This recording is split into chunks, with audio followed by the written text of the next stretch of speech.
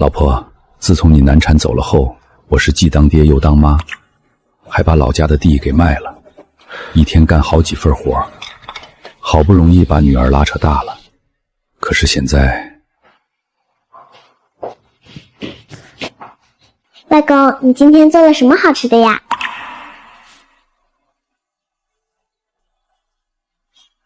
爸，我不是说过了吗？大贵最讨厌鱼腥草了，你是不是成心和他过不去？娇娇，爸就是好久没吃了，想过过嘴瘾，就这么一点点，不会有什么味道的。行了，我不想听你说了。这个家是我和我老公做主，我们能让你住上这种高档小区，已经是仁至义尽了。别瞪鼻子上脸。你，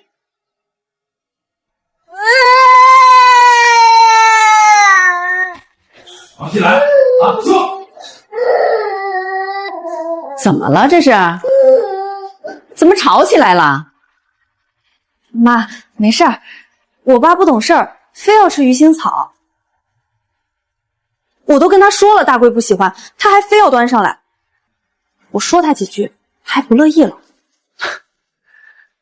不就因为这个月买菜钱少给了几十块吗？真难为您老人家还能想出这招来报复我。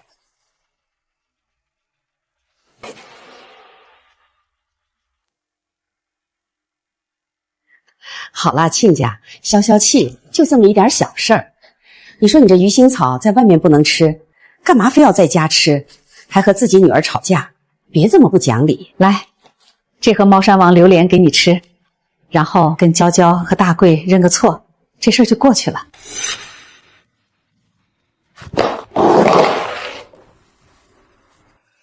认错！我一个人把你拉扯大，现在又帮你买菜、做饭、洗衣服、带孩子，一个月就给80块钱买菜，我连保姆都不如。就这么点鱼腥草都不让吃，说什么大贵不喜欢。婆婆每次来都躺着刷手机，动不动就在家吃榴莲。你那么讨厌榴莲的一个人，还不是连屁都不敢放？亲家，你怎么还挑拨离间呢？老头，你这是在我家撒什么泼呢？我妈一个月1万块的退休金，你算什么东西，敢和我妈比？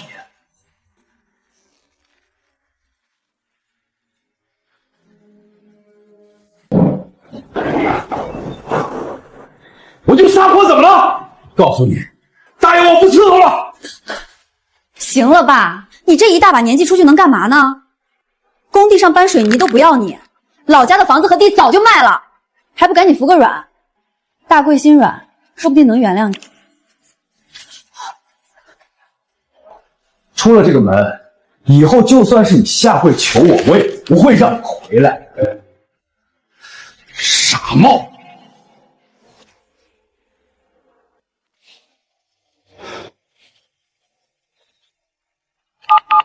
远志，我是你德福叔，还记得我吗？当然记得，您可是我的救命恩人。怎么了，德福叔？打电话来是有什么事儿吗？我就是听说你也在江州，我遇到了点事儿，想去你那儿住几天，不知道行不行？当然可以。您在哪儿？我今天休息，正好去接您。我在幸福花园，到了给我电话。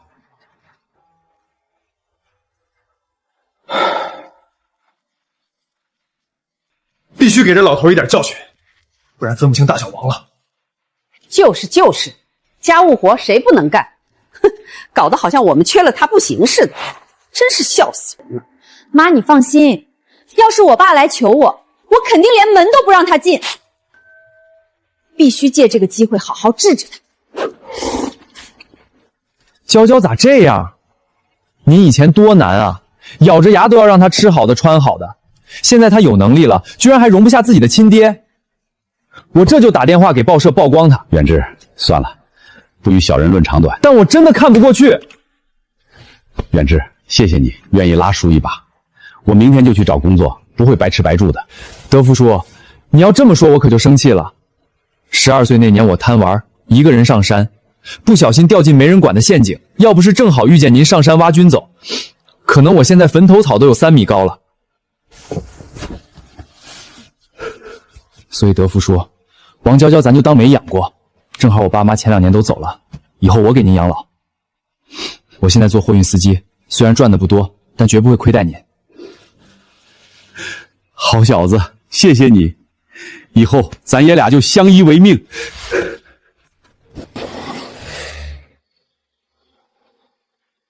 检测到宿主遭遇极度不公，人到中年一无所有，君子系统正式绑定，新手大礼包已发放，获得无限量保护产、一次极品野生剑手梅定位和一份初级体质强化永久版药剂。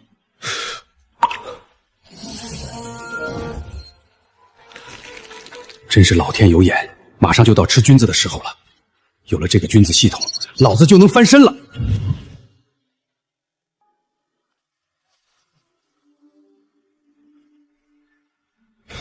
叔，咋了？你这是要干嘛去？我昨晚想了一晚上，想出了一个能发财的办法，就看你愿不愿意跟着我干了。德福叔，只要您指条路，刀山火海我都跟着您干。好，起床，跟我上山挖菌子，叔带你挣大钱。德福叔，咱们在这林子里转了半天了，连个蘑菇影都没看见啊！您是不是记错地方了？跟着叔走就对了。注意注意，前方发现高密度极品剑手冲群林，预计产量300斤。啊！这么多，还都这么大，德福叔，这些能卖多少钱啊？至少5位数。哈哈哈！干活！今天就算把背篓压断，也要把它们全挖回去。系统，要是把这些全挖走，会不会影响这座山的生态啊？不会，本系统配备善后功能，宿主请放心采摘。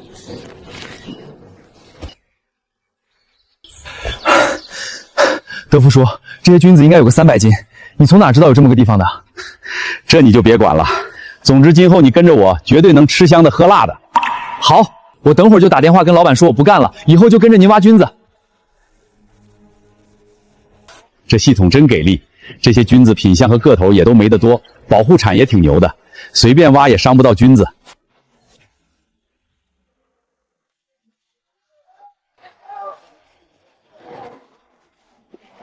这两人谁呀？怎么没见过？谁知道呢？估计是哪里的村民不知天高地厚，连品相都不懂，以为随便哪里挖点菌子就能大赚一笔吧。等会儿把底裤赔光了，就要夹着尾巴滚蛋喽！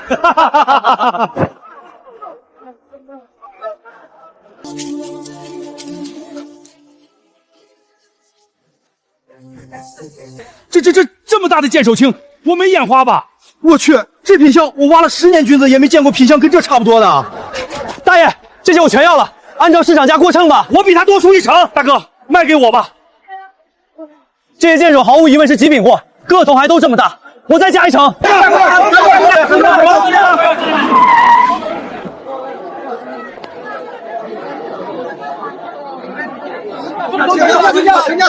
等等，这菌子是谁的？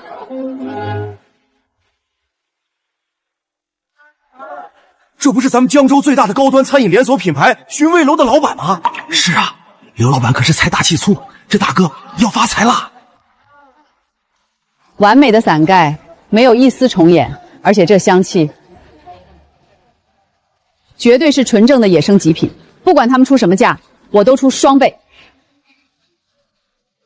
刘总识货，我也不漫天要价，一共300斤，市场价9万，包送货。刘福林，我让助理给你打20万，东西送到名片上这个地址就行。我待会儿吩咐人收货，大哥以后再有像这样的极品好货，记得打上面电话联系我。一定一定。恭喜宿主成功卖出第1批菌子，解锁成就，奖励是菌子系统升级到2星。下一个任务，到东山采摘野生极品羊肚菌。本任务完成后，可选择将采摘下来的羊肚菌鲜品变为价值更高的干品。温馨提醒，完成的任务越多，挖到的菌子越值钱哦，还能解锁不同的系统功能哦。喂？什么？100多号人全要求吃纯野生极品羊肚菌？纯野生本来就少，还要求是干品，我去哪儿找这么多货？我可以。真的假的？100多只纯野生的羊肚菌极品干品哦，一向是可遇不可求。大哥，你真能搞来这么多？明天早上6点，准时交货。大哥，你要是真能弄来，市场上1斤1000，我给你算1朵1000。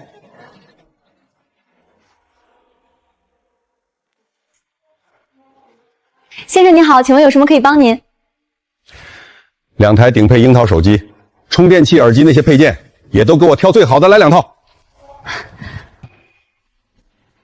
德福叔，这会不会太奢侈了啊？以前我让娇娇给我买部几百块的2手智能机，她都不愿意。现在老子自己赚钱，就要用最好的。再说了，这个时代没有智能手机可不行。远志，咱俩1人1台。我从来没想过有一天能用上这么贵的手机。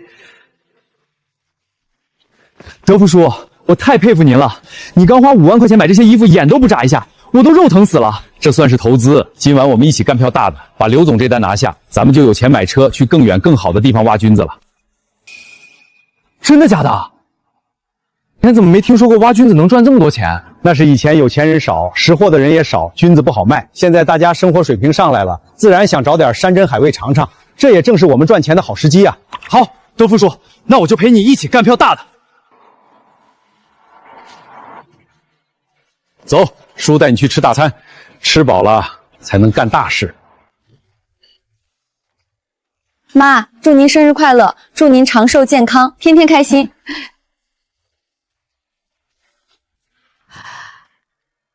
我和娇娇一起给您选的，足足10克，要1万多块钱呢。好，好，好，娇娇真是个好孩子。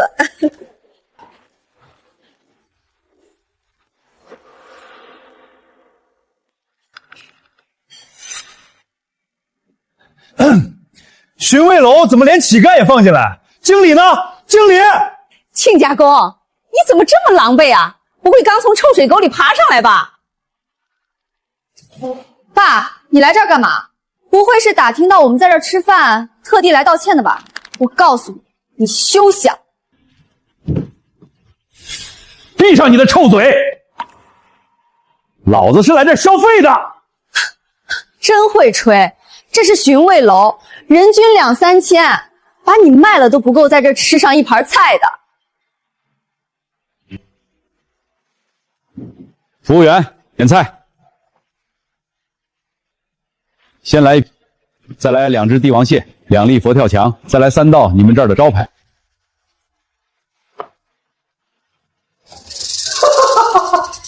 就你还帝王蟹，还笑死我了！是打算在这洗多久的盘子啊？亲家，你可还没70，吃霸王餐是被拘留的。爸，你要是真饿了，可以吃我们的剩菜，别在这丢人现眼了，行吗？用不着，老子有钱，想怎么点就怎么点。倒是你们，如果眼红我的佛跳墙和帝王蟹，等我吃完了，你们可以来舔盘子。牛皮都吹上天了，你点的这些少说7、8千，可我敢说你兜里连5块都没有，装什么大款？王娇娇，你别狗眼看人低。福德叔今天挖菌子一下子就赚了20万，20万欢乐豆吗？还是津巴布韦币？我看你们倒像是菌子中毒了，在这发疯呢。爸，快走吧，待会儿经理报警把你抓进去，我可没钱去捞你。原来在你眼里，我这么没本事，连顿饭也吃不起。没错，你不仅没本事，还不配。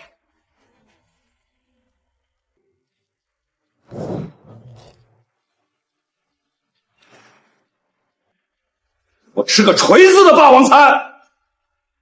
狗眼看人低的东西，老子不差钱！这是最新款樱桃手机。爸，你哪儿来的钱？估计是上哪儿偷的呗。老头，我说你真是为老不尊，为了装逼，连脸都不要了。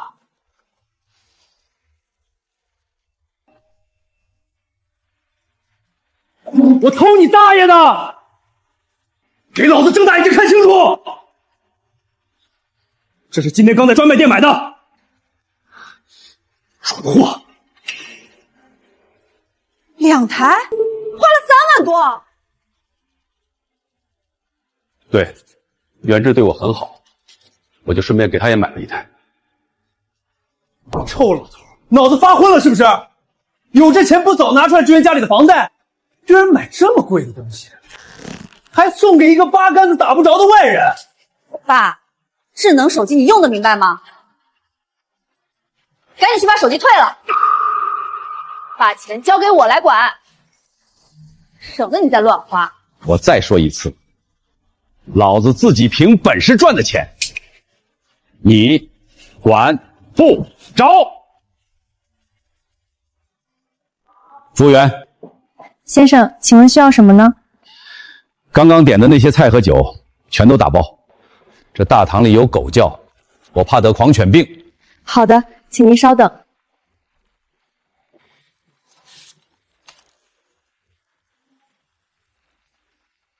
先生，您今天一共消费7500元，请问怎么支付？刷卡。一顿发了7500，爸你真疯了！亲家公，你一直没工作，钱包里能有几个子儿啊？还学人当大爷，真当自己是短剧男主，有主角光环啊！笑死人了！棺材本都拿出来了吧？真是打肿脸充胖子，有这钱贴补家里不好吗？非得拿出来糟蹋。我一天赚20万，这7500对我来说就像75一样。再说了，这是我自己赚的钱，你们到底在狗叫什么？就是买我们君子的人，就是这寻味楼的大老板。就凭你这个乡巴佬，亲家公，你这么死要面子，到最后吃苦的还是自己呀。你好，请问有什么需要帮忙的吗？正好，刚刚我爸点的那些菜全都退掉，换成现金给我。不用退，给我打包。够了！一把老骨头了，就别瞎蹦跶，行吗？你知道你给我和大贵惹了多大的麻烦吗？请问到底发生了什么事儿？我爸糊涂了，吹牛说自己一天赚几10万，真是丢死人了。王大哥他没吹牛，货是今早送过来的，还是我收的呢。整整300斤的野生剑手青，我在餐饮行业干了12年了，头一回见到这种品相，真是开眼了。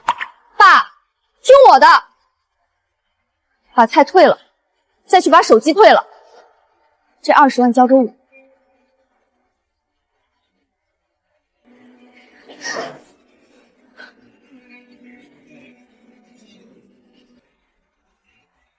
想要啊？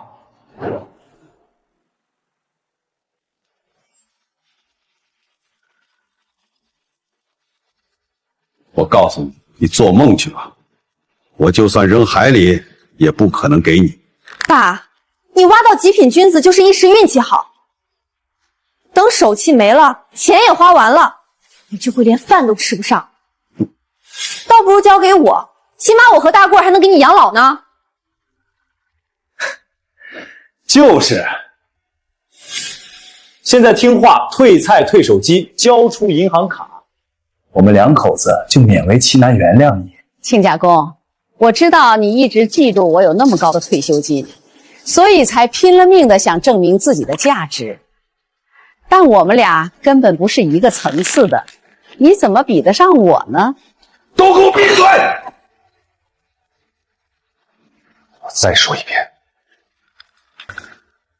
以后我的事都不用你们管。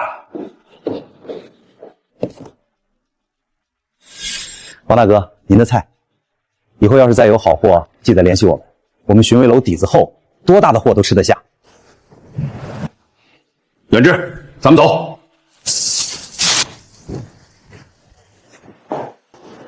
以后再欺负我德福叔，我就给你一锤。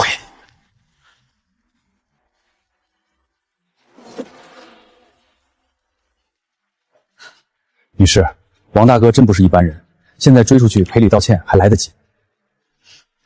他老糊涂，你也老糊涂了。一个要啥没啥的臭老头，他爱去哪儿去哪儿。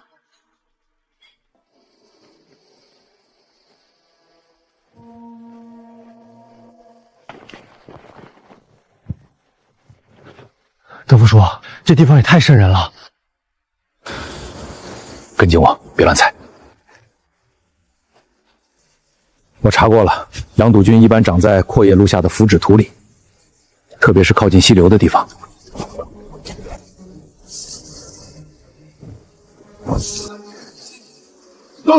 哥！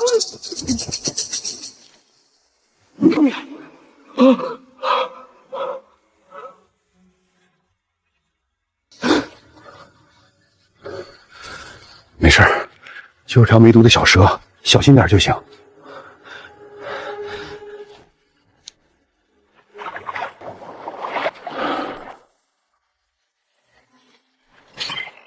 注意，注意！前方3米处发现高品质羊肚菌群落，请宿主小心采集。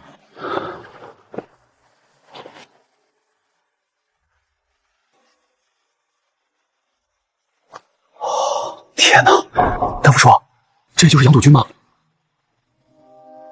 没错，就是它。远志，拿剪刀来。千万别用手拔，伤了根部就不值钱了。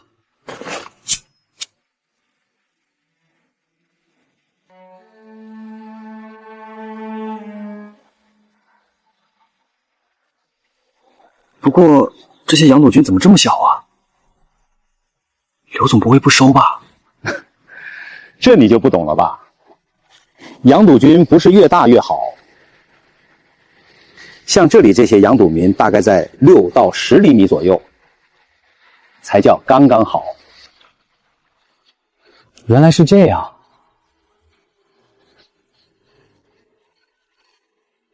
不过刘总要的是干货，这可上哪儿找专业设备烘干啊？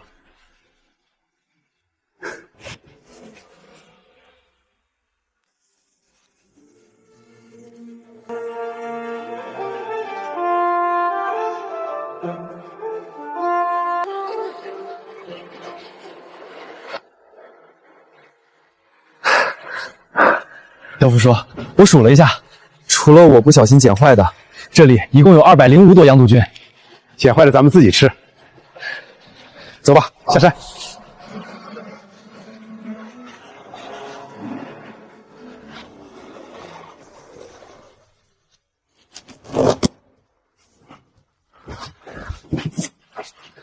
远志，我有人能帮忙烘干这些货，我自己开车去找他。你就别跟着了，在家休息吧。德福叔，我还是不太放心。你看天这么黑。不用，我这么大的人了，丢不了。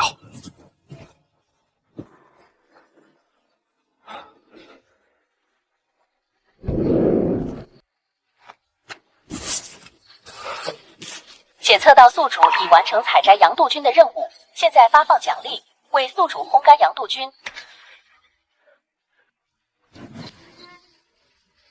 太好了，有系统就是方便。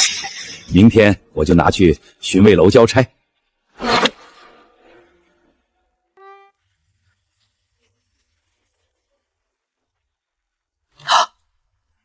完美，这品相毫不夸张的说像艺术品。王哥，您到底是从哪里找到这么好的货源啊？山里找的，这里一共205朵。好，那就按之前说的1000一朵，一共20万0 5千，给您凑个整，21万，我这就让助理转你。别，给10万就行，其他的就当跟你交个朋友。以后我挖到什么好菌子，都给你们送过来。你们要是吃不下，就帮忙想想办法卖给别人。别人都是抬价，你却往下杀价，我佩服。放心吧，这些羊肚菌我是拿来拉投资的。王哥，你不知道，点名吃这个的那些人可都是餐饮界的大佬，把他们吃爽了，我这寻味楼以后的资金就不用愁了。你给我送再多菌子，我都吃得下。卖不出去，我就包成员工礼盒。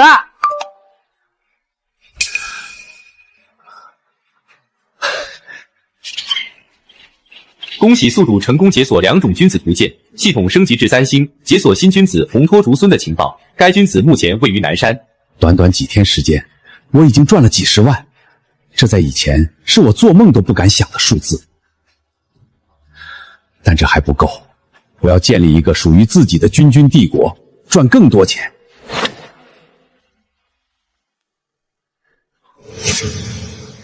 村长，我想承包村后面那片荒山，500亩，签10年合同。德福啊，那片山全是石头和杂树，种不出庄稼的。你花那么多田包下来干嘛？村长，您放心，我有办法让它变成金山银山。另外，我还想在村里招一批工人，按天结工资。真的？太好了！村里好多人正愁找不到出路呢。德福，你放心，这事儿我给你办妥。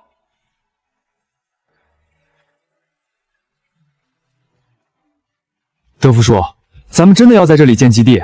对，不仅要建基地，还要建加工厂、物流园。远志，咱们的事业才刚刚起步。丁，检测到宿主开启产业扩张计划，触发连环任务，打造100万级军锅种植基地。任务奖励：解锁超级军种培育仓图纸。真好，瞌睡来了就有人递枕头。不过我也不会种菌子啊。万能菌菇培养料配方需靠做任务换取哦，亲。那我还是继续挖菌子，明天就去挖系统说的红脱竹孙。德福叔，德福叔，刚走神了一下，走吧，咱先回家。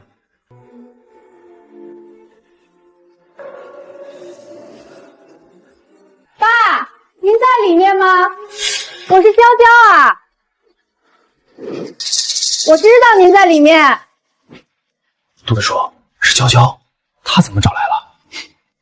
还能是因为什么？肯定是听说我又赚到大钱，想来摘桃子了。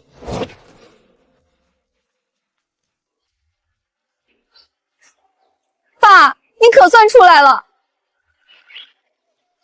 那天是我不好，大块脾气急，您别往心里去。您一个人在外面受苦，我们心疼死了。是啊，爸，您年纪大了，在外面租房多不安全，还是回家住吧。我们给您留了房间。说重点。爸，听说您最近发了点小财，大贵看上了一辆新车，首付还差点，您就当帮帮我们，拿点钱出来，反正您一个人也用不着那么多。拿钱给你们买车，你们是不是忘了前几天是谁让我滚的？我的钱就算是拿去喂狗也不会给你们，滚！爸，别闹了行吗？是啊，爸，你赶紧把钱交给我和娇娇，我保证既往不咎，照样给您养老送终。怎么，见我有钱了想把我哄回去，等没了利用价值再一脚踢开？爸，你看你说的真难听。我们也是担心你啊，你这个岁数骨头都脆了，上楼梯都费劲儿，还上什么山挖什么菌子，万一不小心从山上摔下来成了植物人，那你觉得该怎么办？我和大贵已经想好了，你还是回家住，正好连翘想你了，你也能帮我们带带孩子，剩下的这几10万刚好够我们还清房贷和新车首付。以后咱们一家人还和以前一样在一起。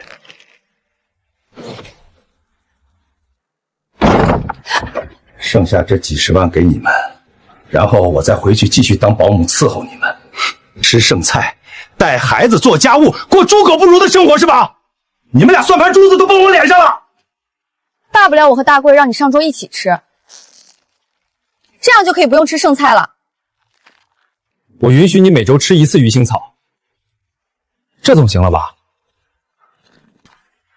我可去你的吧！我怎么养出你这么个完蛋玩意儿？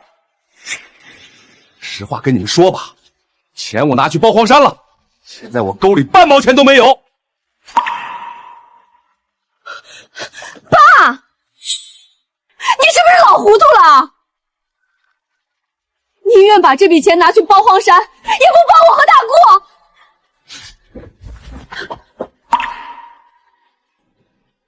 王娇娇，我告诉你，以后我会给德福叔养老。至于你，有多远滚多远。好，好，好，那你就和这个穷光蛋过一辈子去吧，有你后悔的时候。大贵，我们走。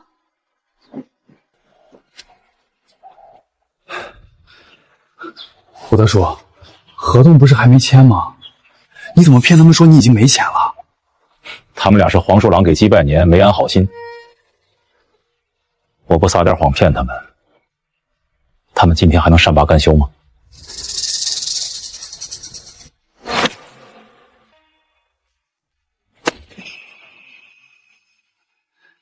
都怪你！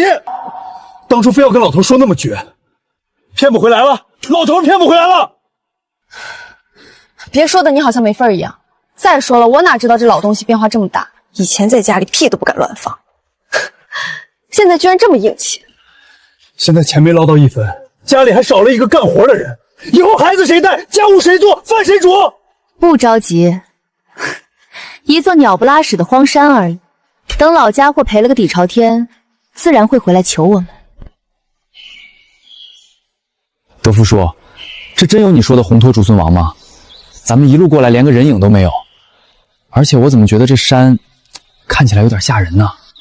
放心吧，红脱竹孙可娇贵了，挑地方，挑气候，这里常年不见太阳，湿气重，绝对能挖到极品。元志，想不想发财？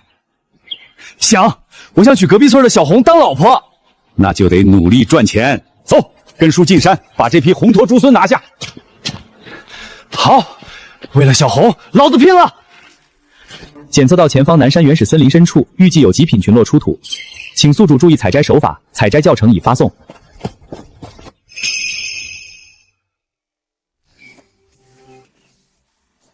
德福叔，咱们都转悠快2个小时了，除了几朵普通的牛肝菌，连个红脱竹孙的影子都没见着。再说了，这老林子也太深了，吓人的很。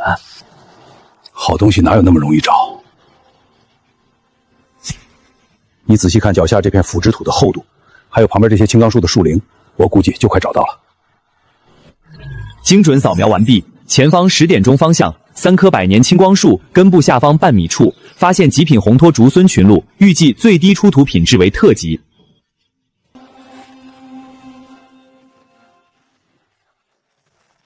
找到了，极品红脱竹孙，待会儿全带回去，用系统弄成干货，这次赚大了。宇智，你快过来看。哇，这么多，而且个个都有我的手掌那么长，好白，而且它的菌群像蕾丝一样，这也太好看了。德福叔，这些能卖多少钱啊？鲜货价格一般，极品干货400、500一斤。那还等什么？咱这就开始采吧。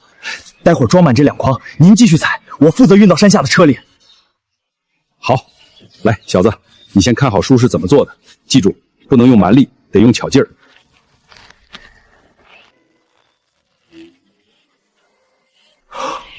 我的老天爷，德福叔，你也太厉害了，一点破损都没有，简直像工艺品一样。这就叫专业。这玩意儿可娇贵了，稍微磕碰一下，身价就得跌一半。行了，别愣着了，继续摘，注意不要整丛拔起来。今天咱爷儿俩就把这片山头的好货全收了。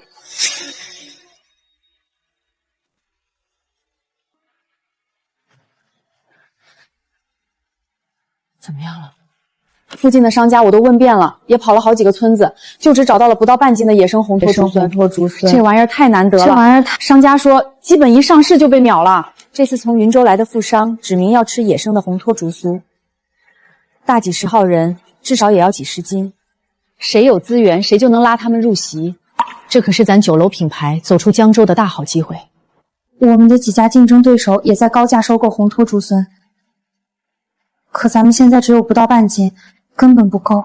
看来这泼天的富贵咱们是接不住了。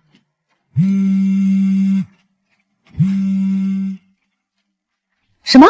好，我马上到。王哥，你一定要给我留着啊！小慧，现在和我去一趟城中村，你再叫一辆拉货的车过去，速度要快。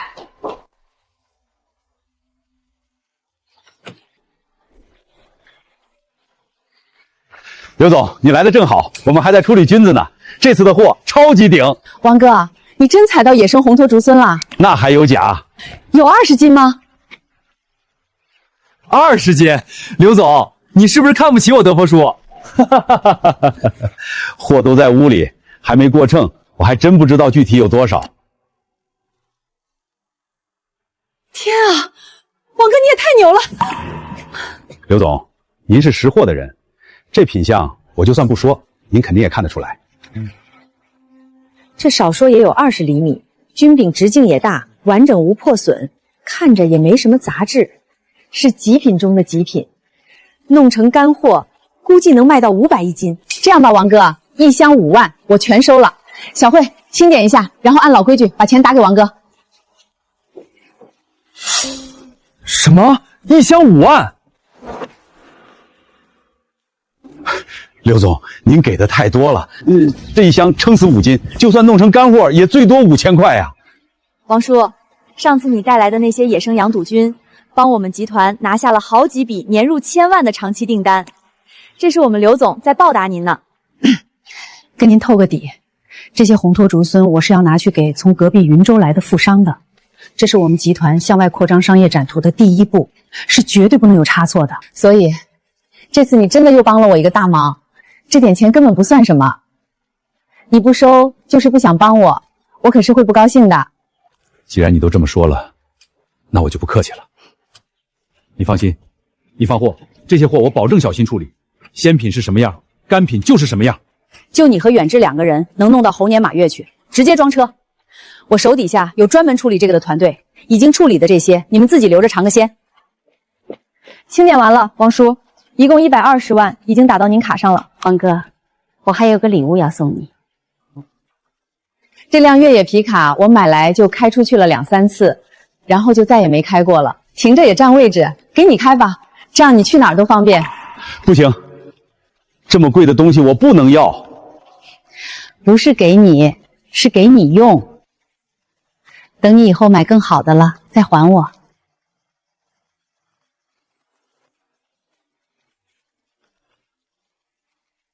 王叔，我们刘总名下有好几十辆比这好的豪车，平时那些场合真不开这辆，车长时间不开是会报废的。您就当帮刘总一个忙，安心开走吧。好像是这么个道理。车这玩意儿和新鲜菌子一样，菌子摘了之后放着不吃是要坏的，车不开也会容易坏。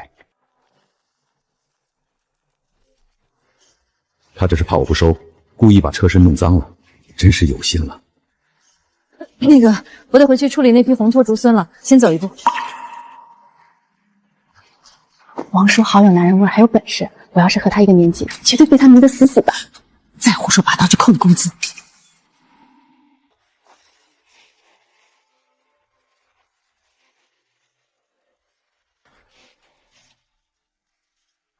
志远，来车库，我给你看样好东西。好的，德福叔，我马上就来。德福叔，我查过了，这车落地价起码30万，也太有排面了。刘总人也太好了。走，先回去，咱们是时候来个鸟枪换炮了。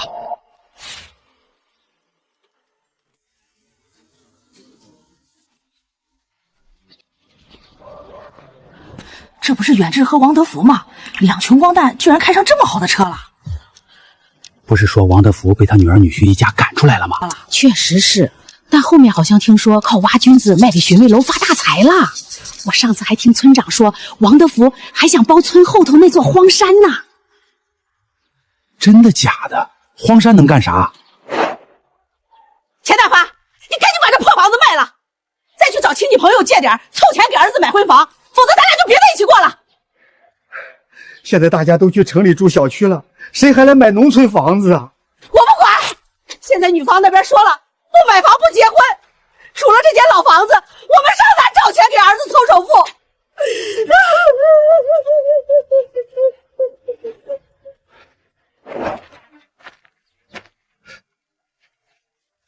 王哥，你咋来了？大发，这房子当初卖你15万，现在我想买回来。什么？我不来徐的，30万。好，我们答应。王德福，你可不许反悔。我多嘴劝你们一句，只拿出一部分给你们儿子凑首付，剩下的钱自己拿着，在村里再买一间房。万一那天儿子儿媳给你们脸色看了，你们还能有片瓦遮雨。德福叔，咱们真的要盖别墅啊？当然，不仅要盖，而且还要盖最贵最好的。老子不想再回城里看人脸色，以后我就在村里再也不走了。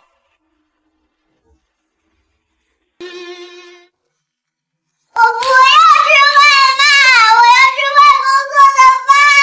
你外公不要你了，少在家里洗吧。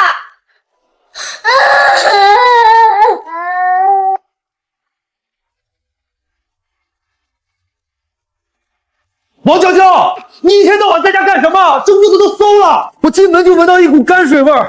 你看看这堆外卖盒都长绿毛了。你不是有手有脚吗？自己收拾啊！我又不是你请的保姆。我收拾？我一天累死累活上班挣钱，你连个饭都不做，垃圾也不扔，家里跟猪窝一样。我上班就不累啊？你没长手，不会自己做饭啊？再说了，这屋子是我一个人住的，你没份儿。我说错了吗？你自己看看。以前你爸在的时候，好歹地板是干净的，饭菜是热的，衣服是叠好的。现在呢？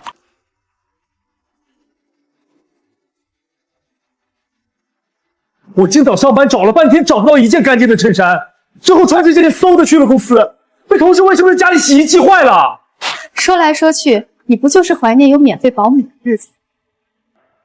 我爸在的时候，你连吃个鱼腥草都不让，现在人家走了，你知道不方便了，活该！你少翻旧账，当初赶他走你也有份儿。你现在装什么孝顺女儿？我不管，反正你赶紧想办法，实在不行就去请个保姆。请保姆？你有钱吗？你一个月工资才多少？房贷车贷一扣，还剩几个钱？我看，干脆你把你妈喊来，反正你妈在家闲着也不行。你什么意思啊？让我妈来当保姆啊？我告诉你，我妈身体不好，不能劳累。那我爸就该劳累。周大贵，你太双标了！你妈是人，我爸就不是人了。你怎么不心疼我爸？就凭我妈是知识分子，一个月退休金1万，想让我妈来也行，你每个月得给她5000感谢费。凭什么？凭她是我妈，咱们当然要对她好，不然我这个做儿子的会被人戳脊梁骨的。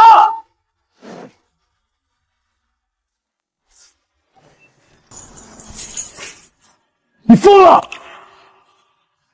你看看你现在的样子，跟你那个疯爹一模一样。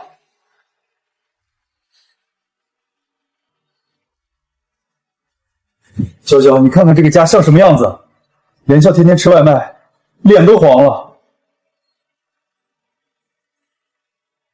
要么想办法把我爸哄回来，要么你出钱请保姆，要么把你妈叫来。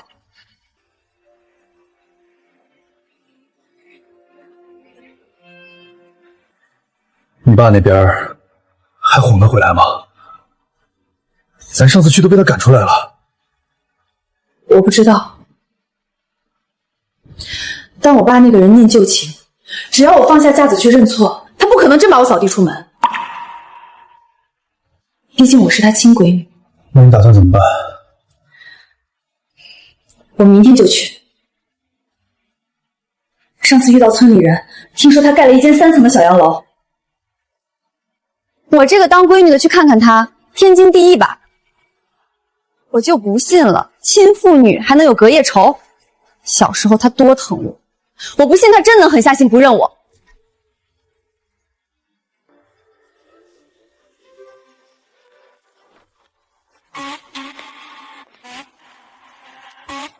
哇，刘总，王哥这别墅盖得太洋气了吧？您看这落地窗真漂亮。确实不错，没想到王哥的审美这么好。刘总，你说王叔怎么这么厉害？这哪像个农村老头盖的房子啊，分明是哪个建筑设计师的作品。你看这么浪的食材，不是便宜货。这房子盖下来，少说花了几十万。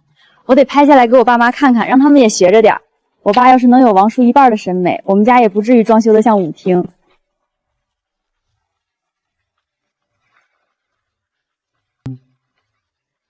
刘总来了，快请进。王哥，你这房子盖得可真漂亮。我刚才在外面看了半天，简简单单的，但是每一处都很用心。刘总过奖了，就是随便盖盖，结实能住就行。德福叔太谦虚了，这房子的图纸是他自己画的，找设计师改了3次才定稿，连设计师都问他装了几套房子，居然这么有经验。王哥自己画的图纸，你以前学过设计？哪有，就是看多了盖房子的，自己瞎琢磨。我年轻时候在建筑工地干过一段时间，没事就看人家设计师怎么画图。后来又在城里住了几年，看人家那些高档小区怎么盖，取其精华呗。再说自己住的房子哪能让别人瞎弄？王叔，你也太牛了，看多了就学会了。这学习能力比我们这些上过大学的都强。你说笑了，就是个熟能平巧。走，别站门口了，里面坐。饭菜都准备好了，就等你们来。今天一早，我和远志去镇上买的菜，都是新鲜的。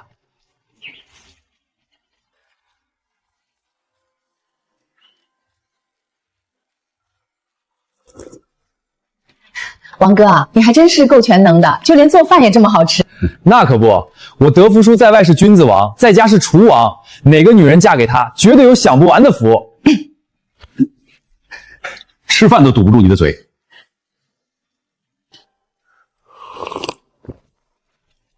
王哥，你这2个月交了6趟货，所有货加在一起价值170多万，图吉利凑个整，188万打你卡里了。短短几个月赚了几百万，王叔你真厉害，我都想跟你上山挖军鼓了。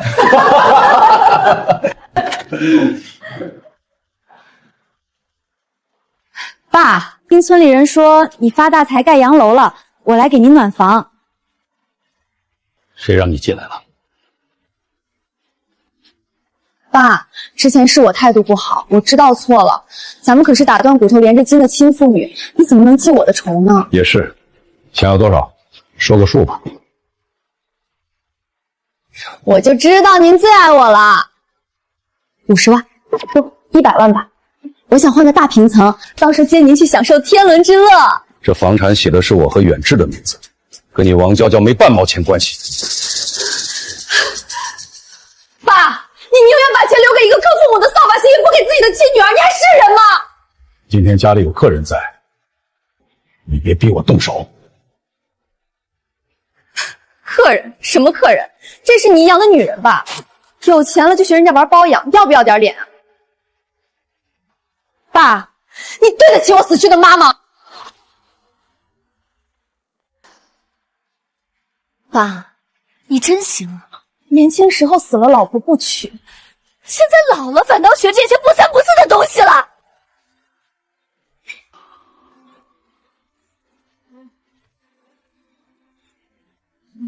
王娇娇，我给你3秒钟，马上给我滚出去！怎么被我说中痛处了？爸，你别忘了，就算你现在不认我，你死了之后，我照样是第1顺位继承人。你这别墅、车子、存款全都有我一份儿。你再说一遍试试！你放开我！你个扫把星，克死自己爸妈还不够，还想来抢我家产是吧？你给我爸灌了什么迷魂汤？你会后悔的！等你老子动不了的时候，看谁来管你！就指望这个可见可望的扫门星吧！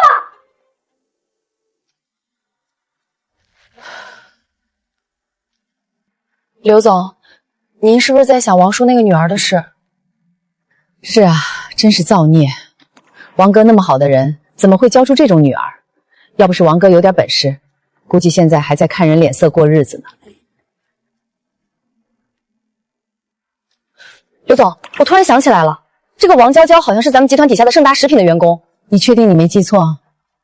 去年年底我去盛达开年度总结会，有个女销售经理特别活跃，到处敬酒，好像就是叫王娇娇。马上给我查，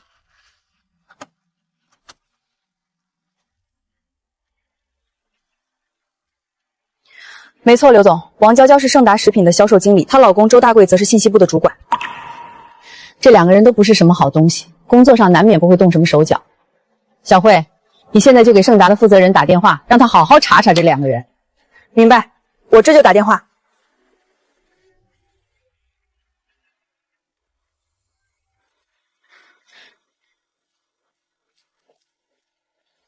刘总，盛达那边查清楚了，王娇娇从3年前开始吃回扣，每单薅走几千到上万，累计金额超过80万。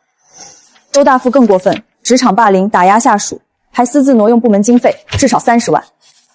每一笔都有记录，转账流水、聊天记录、证人证验全在这儿了。盛达的负责人问要不要直接报警，不急。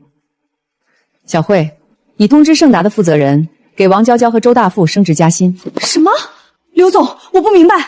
命运若要摧毁一个人，总会先让他陷入盲目的自大与狂热之中。现在抓他们，顶多判个3、5年。我要让他们先尝到甜头，然后从云端摔下来，摔得粉身碎骨。小辉，咱们集团最近是不是在城东开发了一个新楼盘？对，紫金府，下个月开盘。以内部价卖一套最大的给王娇娇和周大富，就说这是集团对优秀员工的奖励。我明白了，您是想，您这招太高明了。经过集团总部研究决定，王娇娇升任销售总监，周大强升任信息部经理。你们两个年薪都涨到100万，年底还有分红。赵总，这是真的吗？当然是真的，你们两位是公司的骨干，集团总部很看好你们。另外，集团最近在城东开发了紫金府楼盘，作为对优秀员工的奖励，可以给你们一套内部价的房子，200平的大平层，市场价500万，内部价只要200万。200万，这便宜太多了。这是集团对你们的认可，希望你们继续为公司做贡献。谢谢赵总，谢谢集团，我们一定好好干。老婆，咱们这下发了，升职加薪，还能买到内部价的房子，简直就是天上掉馅饼。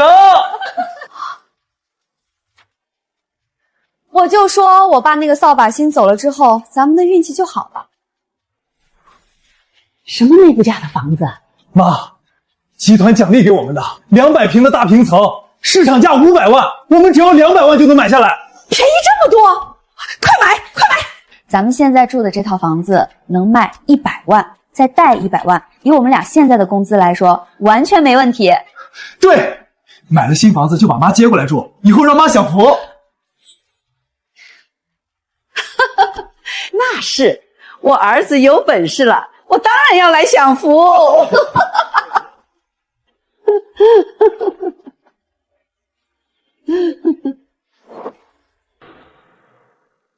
远志啊，你跟我挖这么久的菌子了，我赚这么多，却每个月只拿1万给你，你会不会埋怨我？不会，德福叔您管我吃，还管我住，还给我钱，别说1万了，就算给我3000块我也乐意。远志，这个给你。德福叔，这是什么？分红66万。德福叔，这太多了，我不能要。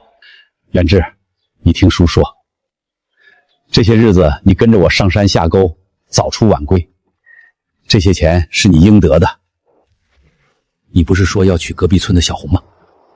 拿着这钱去提亲，给人家姑娘一个风光的婚礼。您真的比我亲爹还亲。行了行了，别煽情了。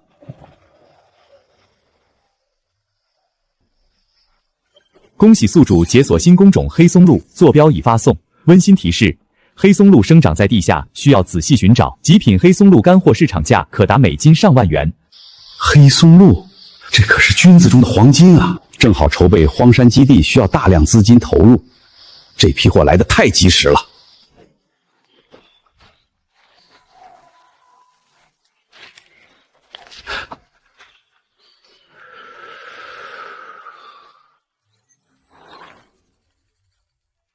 前方10米处，3棵老橡树根部下方发现高密度黑松露群林，预计产量45斤，其中有一块松露王，重量超过3斤。远志，就在那边，跟我来。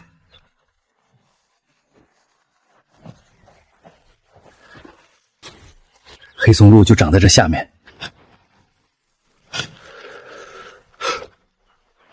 恭喜宿主成功挖到松露王，解锁新菌种白松露。白松露系统真是太给力了，这下荒山基地的资金就彻底不用愁了。这就是黑松露吗？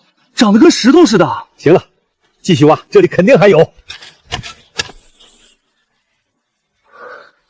德福叔，咱们挖了多少？45斤，挖出的第一块最大，至少3斤，绝对是松露王。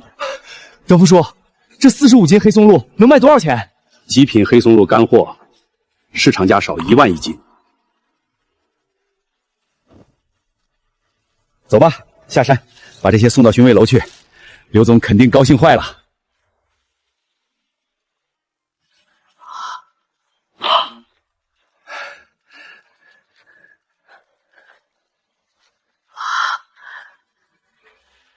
天哪，这么多黑松露，我还是第一次见到这么多。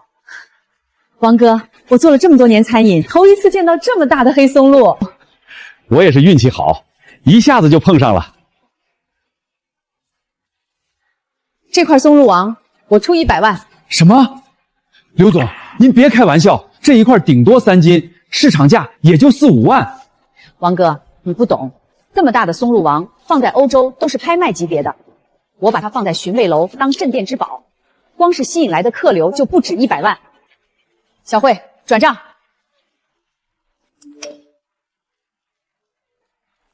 刘总，转好了，这些黑松露加松露王一共150万。刘总，您每次都这样，我都不好意思了。王哥，咱们是合作伙伴，哪用得着什么好不好意思？说真的，你这回回出手都有顶级货给我，我是真服了。运气好，运气好。希望哪天你的运气再好点，挖到白松露，我们寻味楼的名气就能响遍全国了。白松露比黑松露贵很多吗？黑松露虽然珍贵，但白松露更稀有，价格是黑松露的3到5倍。1斤白松露干货至少3万起步，而且有钱都买不到。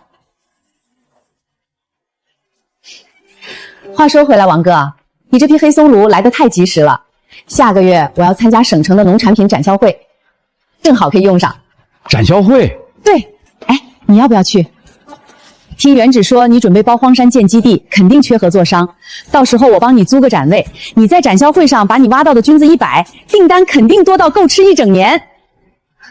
刘总，谢谢，那就拜托您了。咱俩就别说谢了，名字我都给你想好了，就叫福记野生菌。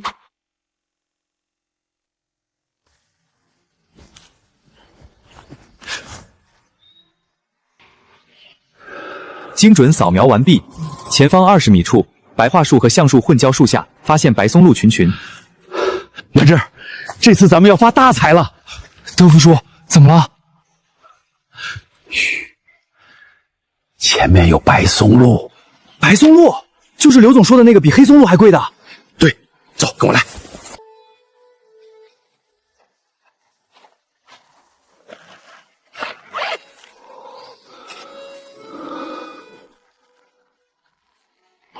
这就是白松露，长得像姜一样。傻小子，白色钻石居然被你说成像姜，你知道吗？我查过资料了，极品白松露干货市场价每斤3到5万元，居然这么值钱！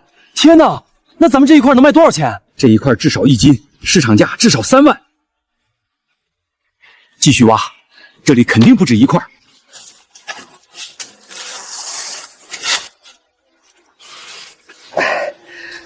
德福叔，我数了一下，一共35斤，35斤白松露，按市场价至少100万。不过这批货我不急着卖，先留着，等展销会的时候再拿出来，肯定能一炮而红。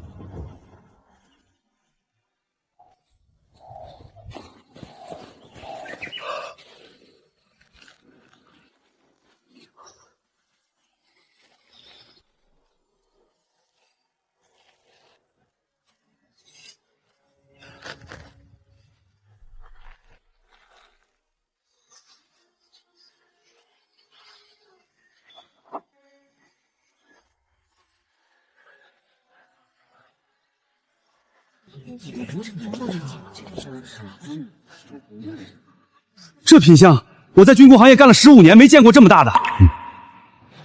这是白松露，江州居然能出白松露，真的假的？各位老板，福记所有菌菇都来自江州江参山纯野生。这是我们的检测报告，可以过目。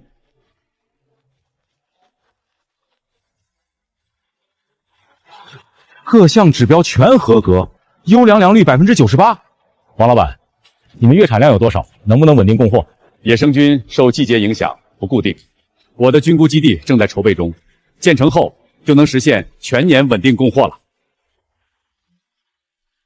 王哥，给你介绍一下，这位是省城的李总，他可是省城高端餐饮的龙头。王老板，你的菌菇品相在这个展会上是独一档的。我们公司每年菌菇采购量上百吨，方便的话留个联系方式，回头细聊。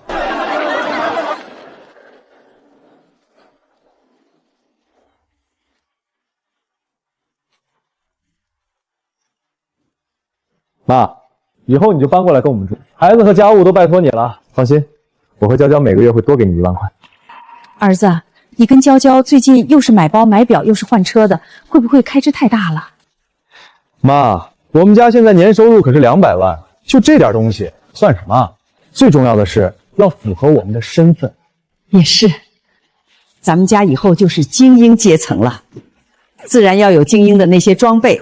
要不是王德福那个老东西一毛不拔，咱们家只会比现在更有钱。行了，妈，慧姐刚发消息说我订的一块表到了，先走了。没想到王德福那个乡下人，居然真的咸鱼翻身了。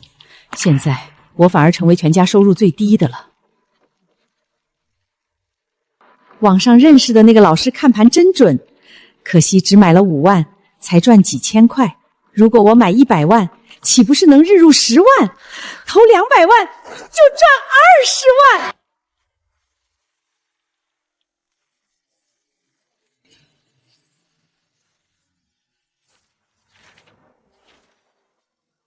德福叔，18份意向协议。那个李总还说下个月要来咱们基地考察，还有个外商白松露开了5万块一个。我这辈子没见过这么多大老板围着一个展推转。还有好多人问咱们有没有网店，说要长期订货。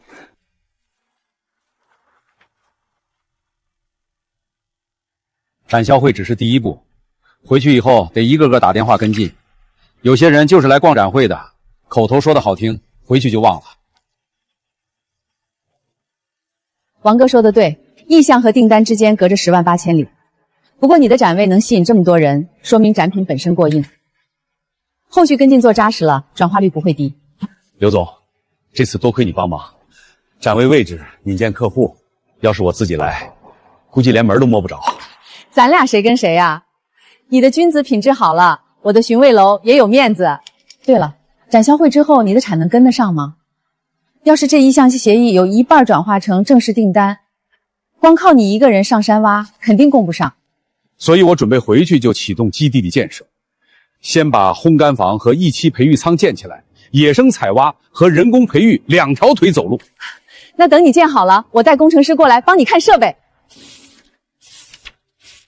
18份意向协议，有6家值得重点跟进。省城的李总意向最强，可以先约时间上门拜访。展销会这趟没白跑，名气打出去了，意向也签了，接下来就是建基地搞产能的事儿。明天就去找村长，把黄山合同签了，烘干房和培育仓的图纸已经画好了，签完合同就开工。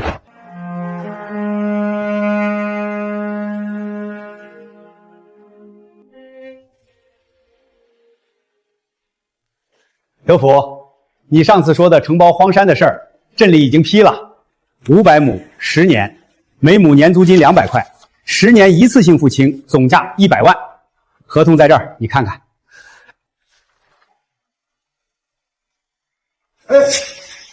德福啊，上次我就劝过你，那片山全是石头和杂树，种啥不长，村里之前有人不信邪，在那片山上种果树，赔得血本无归。村长您放心，我不是去种庄稼的，我种的是菌子。菌菇不需要好土，需要的是合适的环境和菌种。那座山的地形、水源、朝向，我都上去看了好几趟了。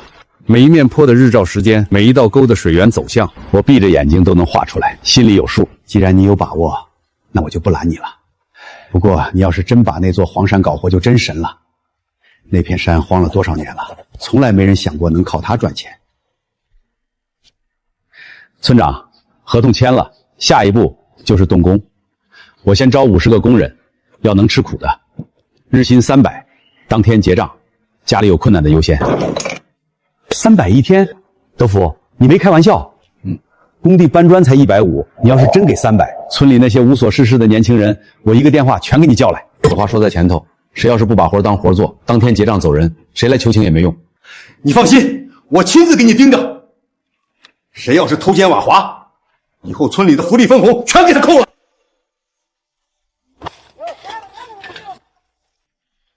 老李，这边地基再挖深半米，培育仓的地基必须打牢，以后里面要放几10吨的设备，地基不扎实会出大事儿。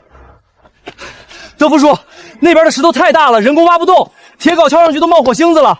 别急，碎石机下午就到，你们先把石头周围的土清出来，碎石机来了直接打碎。德福啊，我当了20几年村长，啥时候见过咱村这么有干劲儿的场面？你是真给咱村长脸了，村长。这只是开始，等基地建好，还要建加工厂、物流仓库，到时候少说要上百个工人，不光咱村，周边几个村的劳力都能用上。你让大伙放心，只要肯干，活有的是。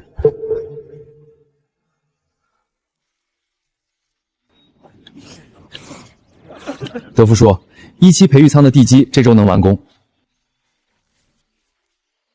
烘干房的选址定了，下午开始挖地基。工头说天气好的话，2个月主体能封顶。2个月太慢了，跟施工队商量一下，看能不能加人手，把工期压缩到40天。明白。我下午就跟工头谈，加人的话，虽然工钱会超预算，但应该能抢回来半个月。超一点预算没关系，但质量不能降。培育仓是菌菇基地的心脏，这个环节不能省。德福叔，以前我给人开车，老板说啥我干啥，从来不想为啥。现在跟着您，我学到的东西比前20年加起来都多。您放心，工地这边我24小时盯着，绝不掉链子。以后基地建起来，你得学管理，光会挖菌子不够，得学会管事管人。你还年轻，前途大着呢。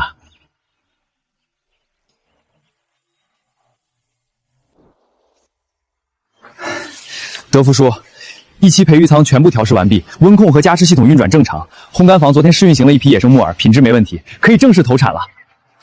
好，走进去看看。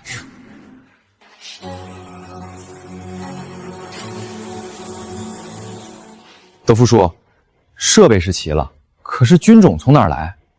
咱们总不能把山上的菌子挖过来种吧？这段日子我在山上跑的时候，一直在琢磨人工培育的事儿。腐殖土、木屑、米糠，再加上几种微量元素，按一定比例配比发酵，就能做出培养料。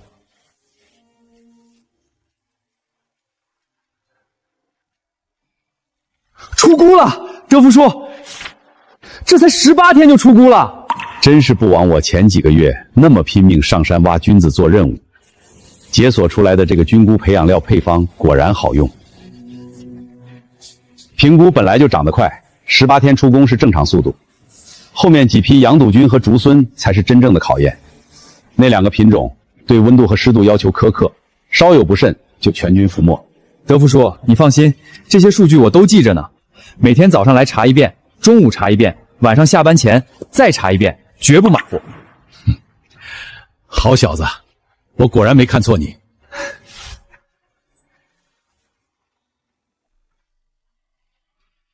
承包费100万，1期65万，日常运营又花了几10万，前期攒的钱花的差不多了。培育仓刚投产，产量还没上来，展销会那些意向订单要转化成回款，还得等一阵子。眼下账上这点钱得精打细算过日子。2期必须上，不然产能跟不上。等2期投产，产量上来，展销会那些意向协议就能落地变成正式订单。但眼下这2个月，账上这点流动资金只够维持日常运转，2期的钱还没着落，得想办法。村长，这么晚了有什么事儿？镇里新规，承包费不是已经一次性付清了吗？还要补缴荒山开发保证金100万，1个月内。承包费100万，刚付清，1期建设又砸了60-70万，账上这点流动资金，连工人下个月工资都紧巴巴的。这个节骨眼上哪儿再找100万？银行贷款来不及，私人借贷更不现实，系统也很久没出现了，1个月时间太紧了。难道这就是我王德福的命吗？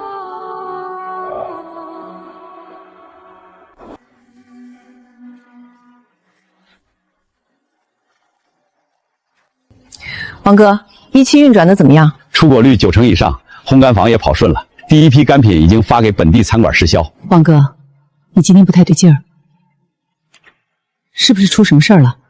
昨天接到电话说要补缴荒山开发保证金100万，1个月内交齐。承包费一次性付了100万，1期又砸了60-70万，账上流动资金只够日常运转。2期本来想接着开工，现在得先缓缓了。还差多少？保证金100万，加上2期预算80万，缺口不小。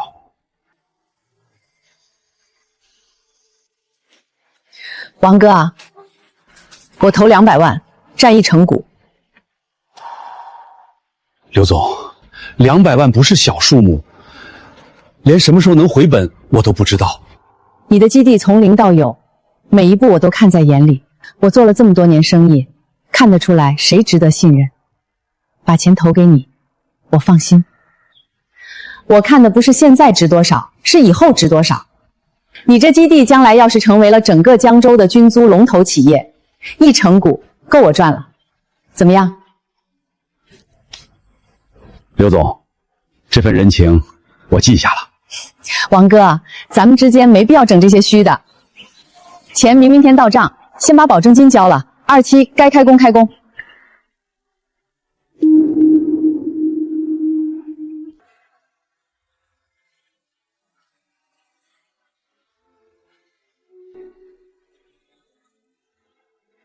德叔，2期下个月就能投产，等2期满产，咱们月营收破100万不是梦。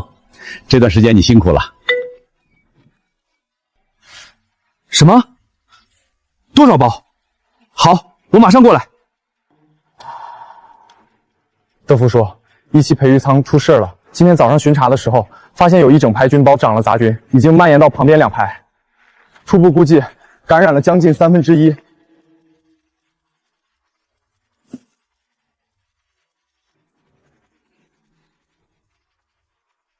德福叔，我们是严格按照操作手册来的，温度和湿度都控制在标准范围内，流程一样没少。今早巡查的时候，突然就发现这一排全发霉了。不怪你们，杂菌感染的原因很多，先查源头，把感染菌包全部隔离，搬到外面集中处理。没感染的菌包全部检查一遍，有早期迹象的也隔离。德福叔，这批感染的菌包本来是下周要出霉的，一下子损失1/3，意味着接下来1个月的订单有将近30万的货交不上。本地餐馆还好说，省城那几家刚签的采购商，第1单就延期，人家会怎么想？把感染的菌包样本送去化验，查清楚是哪个环节出的问题。在查清楚之前，1期剩下的菌包加强巡查频次，2小时查一次。德福叔，化验结果出来了，是绿霉菌感染，源头不在咱们培育仓里，在培养料的发酵环节。从明天开始，让采菌队加频次，每周上山3趟，野生采挖的量拉上来，暂时补培育仓的缺口。是。你跟客户一个一个打电话解释，不要找借口，直接告诉人家菌包出了质量问题，正在全力解决，交货期推迟2周。如果他们等不了呢？那就把预付款全部退回去。德福叔，直接说实情，他们会不会不敢合作了？瞒着才会。质量问题你瞒1次，客户记你1辈子。出了问题主动告知，全力解决，承担损失，反而让人信你。去办吧。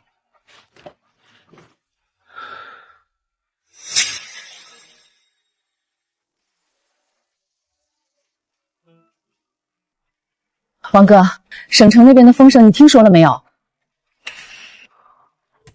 什么风声？不知道谁把你们菌包感染的事儿传出去了。省城几个采购商私下里在传，说你们的生产环节有漏洞，品质不稳定。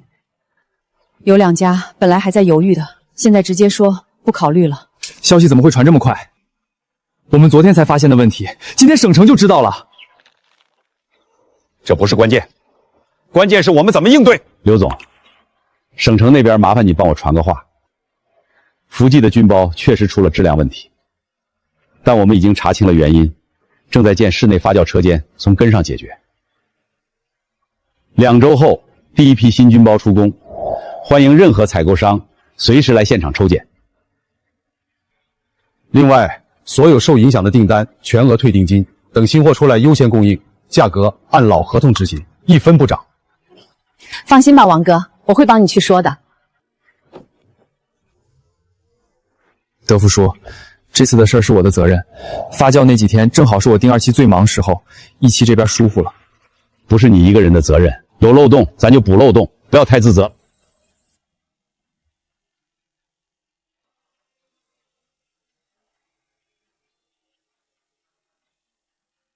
德叔，我确认过了，感染菌包全部销毁，没感染的已经隔离检查2遍，都没问题。培育堂今天上午做完第3轮消杀，下午可以重新接种。发酵车间的地基昨晚连夜挖好了，施工队说5天之内能把主体搭起来。5天太长，跟他们说加人手，加班费我出。3天之内，发酵车间必须能投入使用。外面堆料全部用防雨布加盖，每2个小时测一次料堆内部温度，低于标准温度，立刻翻堆。福哥，这次的事儿我们几个都有责任。那天夜里下雨，我们偷了个懒儿，没出来加盖防雨布。您罚我们吧，扣工资也行，千万别开除我们。罚你们能把损失补回来。你们把这次的教训给我牢牢记住，接下来努力工作，争取将功抵过。好，行了，去准备下午的接种。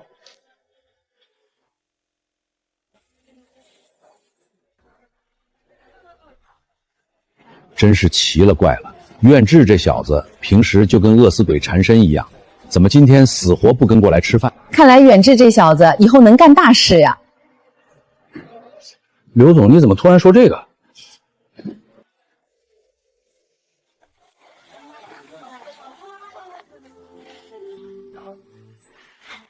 外公，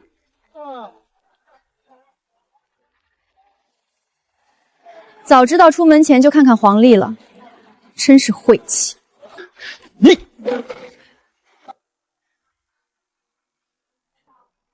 周老头，我前2天可听说了，你的菌子出问题了，货供不上了。不是我说你一把年纪了，学人创业，吃到苦头了吧？豪车、名表、200平的大平层，当初只要你低头道歉，就能享受这一切。现在你就是把肠子都悔青也没用了。之前靠运气赚的钱是不是都赔光了？难怪穷的只能吃路边摊了。说够了没？哟哟哟，好霸气，我好害怕啊！怎么了，老头？破防了？亲家公有空还是多看点书吧，不然这辈子是没办法出头了，只能赚点辛苦钱过苦日子喽。王哥靠自己的双手赚钱，不像某些人打肿脸充胖子。你个老女人，快闭上你的臭嘴巴！这老头马上就养不起你了，你还在这犯傻呢？赶紧趁机捞一笔，怎么得一个性？都给老子滚！臭老头，你发什么疯？再不走，就别怪我动手了。儿子，咱们不跟这种没素质的人计较，有失身份。先走吧。你有种，等你变成流浪汉的时候，可别来求我收留你。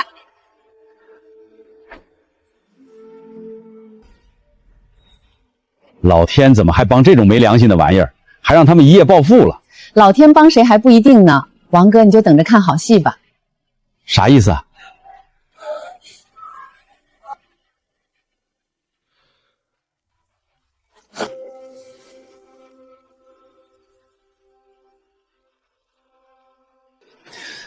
德福叔，刚接到电话，那6家受影响的客户有4家说理解，愿意等新货出来，有2家要退定金，已经安排财务退了。退定金的全额退，1分不少。交货的时候每单多加5%的货，当赔礼。远志，让采菌队继续保持每周上山3趟，发酵车间投用之前，野生采挖的量必须拉上来，不能再出任何意外了。明白。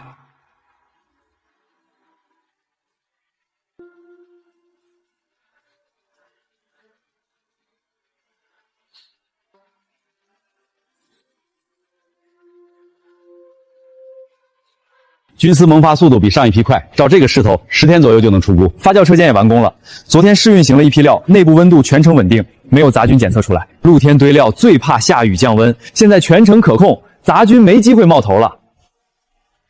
技术漏洞堵上了，管理上的也得堵。修订的吹查制度呢？放心吧，德福叔，发酵、接种、出菇、烘干4个环节，我全部设了专人，每天3查。查完签字，谁签字谁负责。发酵车间还装了个温度报警器，温度一掉就自动响。可以，从今天开始按这个制度执行。你自己每天至少抽查1次，结果要记录保存好。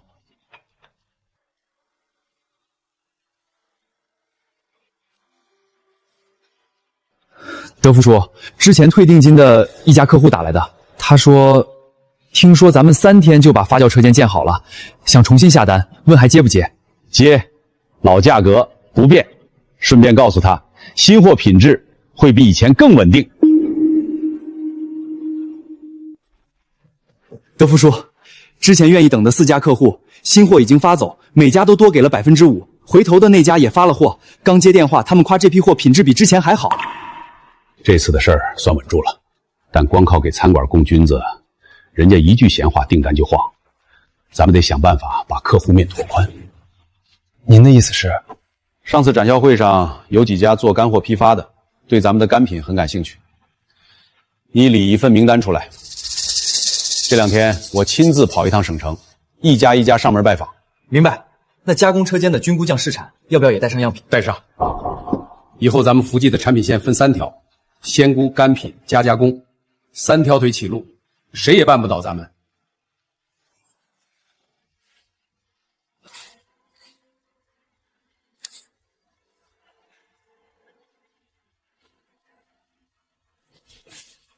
德福叔，咱们这一批出锅率97%，比出事前还高了2个点。烘干房已经在处理第1批了，品质全部达标。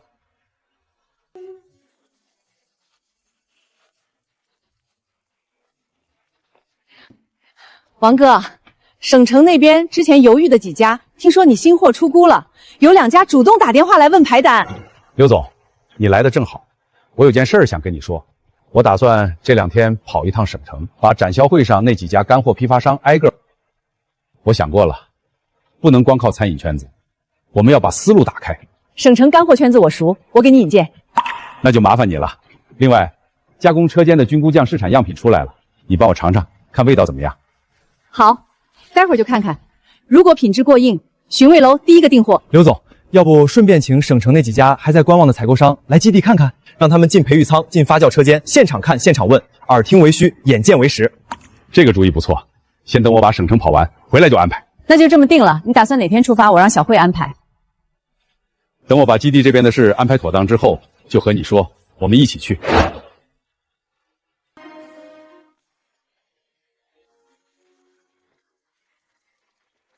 不愧是大老板，这盘功劳就是气派。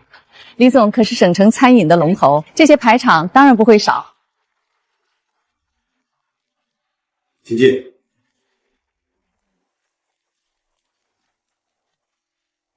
李总，我今天给你介绍个人，福记菌业王德福。原来是王总，最近倒是听过不少关于你的消息。我听说你们前阵子遇到点麻烦。李总见笑了，确实出了一点事儿，不过已经解决了。能解决说明有本事，不过做生意光有本事还不够，还得东西够好。李总说的对，所以今天我专门带了样品过来，请您品鉴。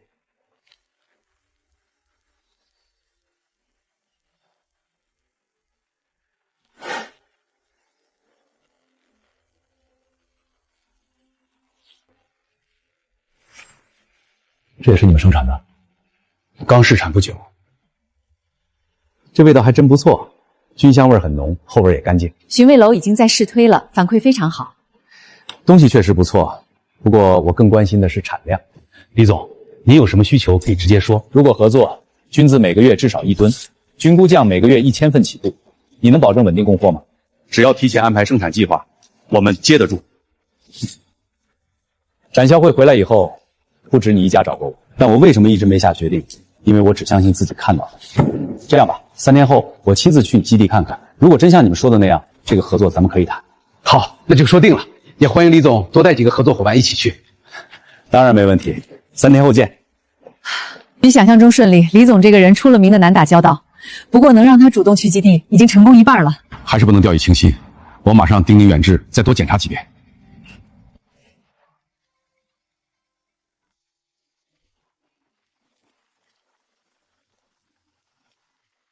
李总，我说句实话，一个农村基地有什么好看的？我也是给你面子，不然这么远我都懒得来。先看看再说，眼见为实。李总，咱先去1期培育舱，这边请。这规模比我想象中大得多，品质确实比我之前在别家见过的还好。出股率呢？95%以上，稳定3个月了。这是我们的烘干车间，颜色不错，香味也浓。返货率多少？0，没有客户退货。0退货？我在这行干了这么多年，还没见过没退过货的。我也是刚开始，不过以后会拼命努力，争取一直不破0。走，我带你们去尝尝菌菇酱，尝尝我们的菌菇酱。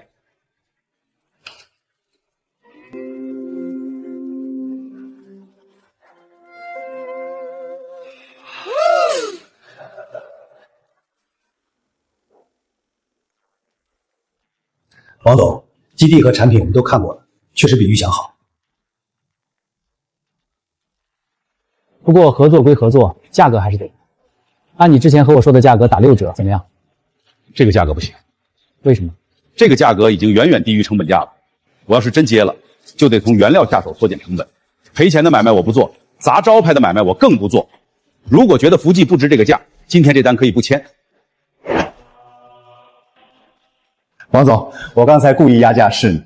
现在很多人今天降成本，明天降品质，我最怕遇到这种合作伙伴。你坚持底线，让我放心。我定15吨，我定10吨，我这边20吨，签吧。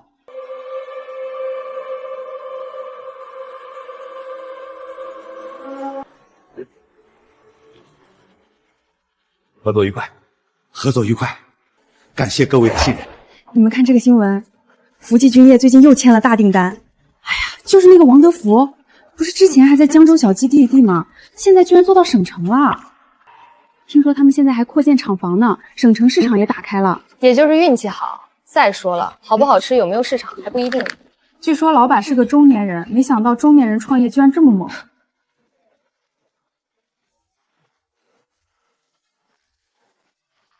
王哥，又有2家连锁餐饮主动联系我，说想和福记菌菇合作。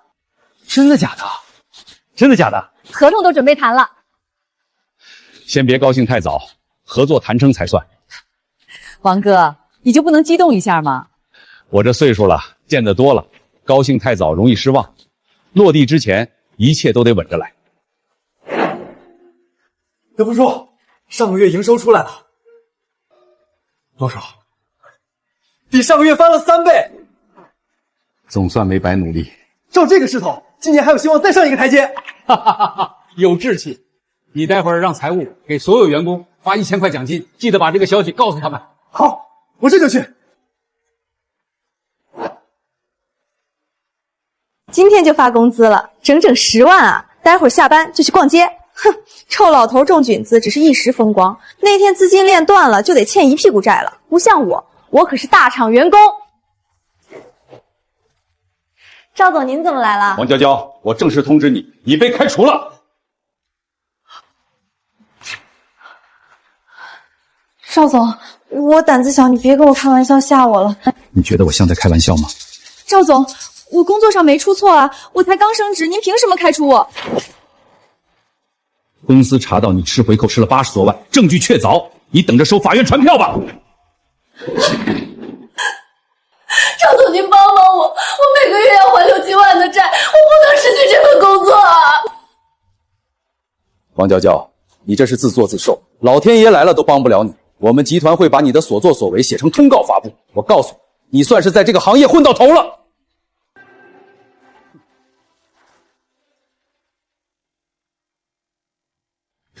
大贵，不好了！赵总不知道从哪知道我吃回扣的事，把我开除了。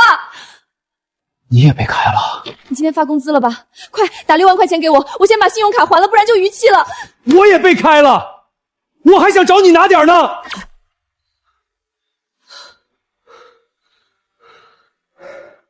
咱俩都没工作了，房贷、车贷、信用卡还有日常开销，这些可都要怎么办啊？只能找我妈了。之前听我妈说，她炒股一天最少赚10万，让她拿点出来接济我们吧。儿子，快，给我打100万，我要补仓，我要抄底。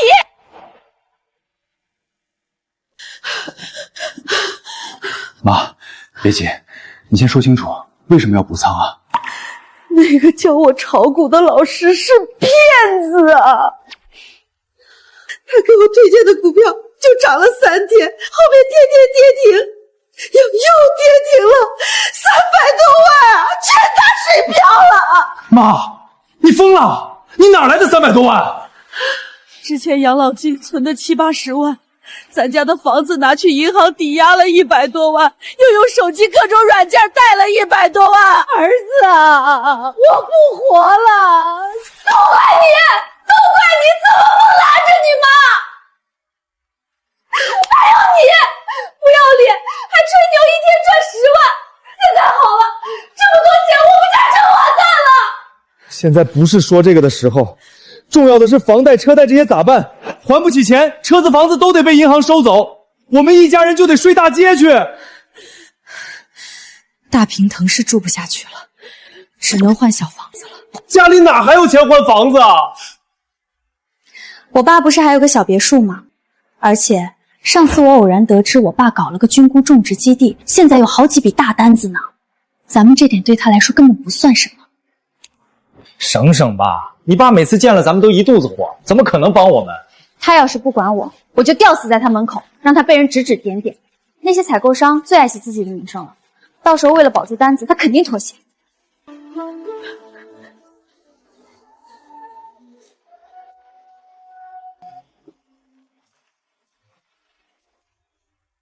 请出示工牌或访客预约单。我爸是王德福，这是我爸的基地，我来就不需要预约吧？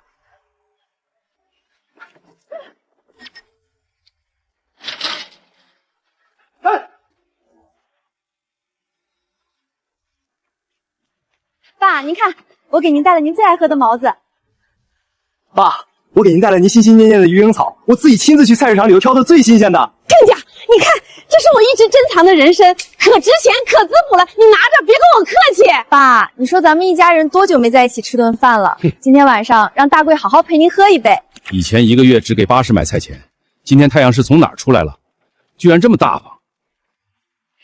爸，你看你这话说的，我是你亲女儿，拿点好东西孝敬您不是很正常吗？还有周大贵，不是说讨厌鱼腥草，看一眼也不行？哪有的事儿，都是娇娇胡说八道的。我也可爱吃鱼腥草了。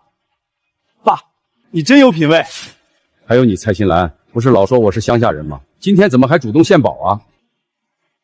亲家，以前我们之间可能是有点小误会，现在误会解开了，我们就还是一家人，是一家人，有好东西就得分享嘛。我看你们是黄鼠狼给鸡拜年，没安好心，拿着你们的脏物给我滚！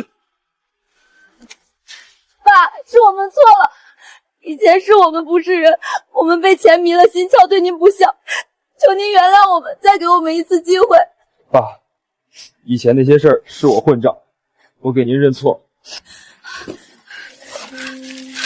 爸，我们现在是真的走投无路了，公司把我们开除了，大贵妈炒股把房子全赔光了，催债的天天打电话，您就帮帮我们吧。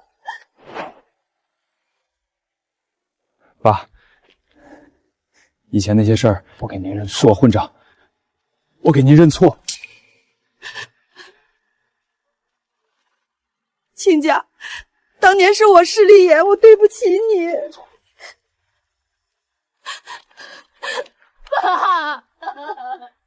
爸，您帮帮我们，借我们点钱，让我们缓过这口气。等我们找到工作，一定还您一分不少。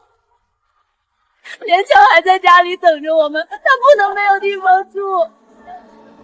是啊，爸，你不是最疼连翘了吗？你就当帮帮连翘。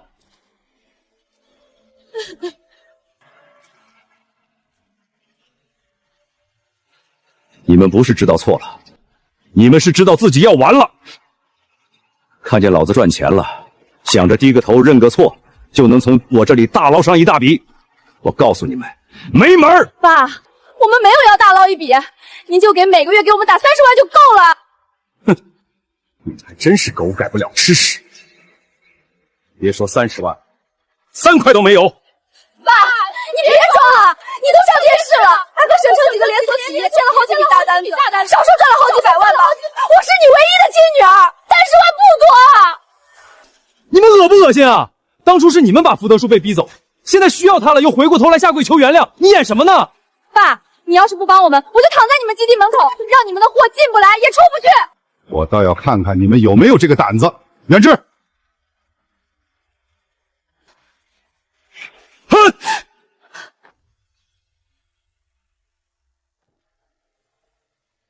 我们这个丁图基地啊，产量太受大，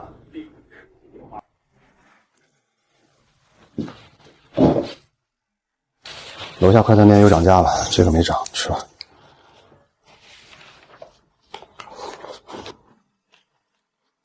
银行今天又打电话了，说再不还最低还款，走法律程序。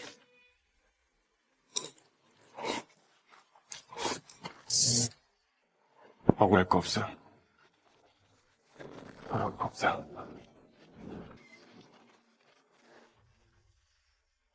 福记的每一批菌菇都经过省检测机构认证，品质是我们最大的底气。他这么风光，咱们就窝在这种地方吃打折盒饭。贵也贵了，求也求了，他不给有什么办法？你说他现在最怕什么？最怕名声臭。他刚拿了铜牌，省城订单一笔接一笔，靠的就是福记这2个字。要是网上突然有人爆料说他的菌子是科技狠活的，客户会不会取消订单？不用脑多大，只要帖子写的像真的，传到他耳朵里就行。到时候我们去找他，把身份一亮，帖子是我们发的，给钱就删帖澄清。他不给，那就让帖子继续挂着，看谁先扛不住。这就是敲诈。我这叫帮他做危机公关。你想想，那造谣一张嘴，辟谣跑断腿，就算把我们抓了，也消除不了我们带来的影响。他肯定也明白这个道理，不如他拿一笔钱出来，我们直接发折情道歉帖，他继续当他的优秀创业者，咱们把债还了，双赢。那就试试。别写太直白，没人信，就说据业内人士爆料，留点悬念，让他们自己猜。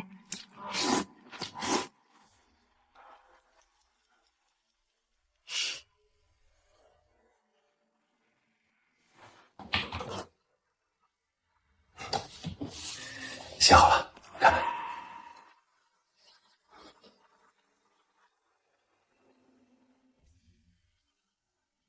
还行，别一次全放出去。今晚先发第1篇，就说收到内部人士投稿，明天继续爆料，吊一下胃口。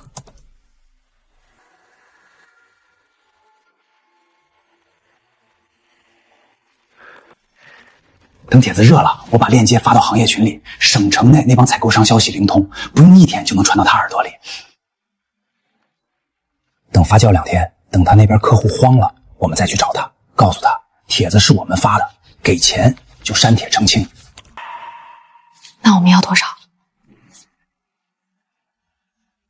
？300万。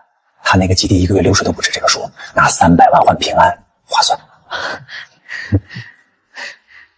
他要是还像上次那样赶我们走呢？那就让帖子多挂几天，等客户跑框了，订单黄了，你看他急不急？到时候不是我们求他，是他求我们。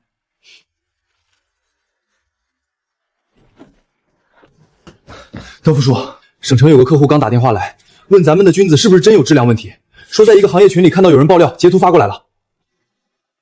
把所有客户拉一遍，不用等他们来问，主动打过去，告诉我们所有产品随时接受抽检，需要什么资料我们提供什么资料。要不要发个声明？不发，发声明等于帮造谣的人扩大影响。一家一家打电话，用检测报告说话。真有问题的客户，请他们来基地实地看。明白，我马上联系。越是这种时候，越不能乱。教父说，您觉得是谁干的？先不管是谁，用货说话。把这一批新出的干品抽样送检，检测报告复印好，每个客户发一份。明白。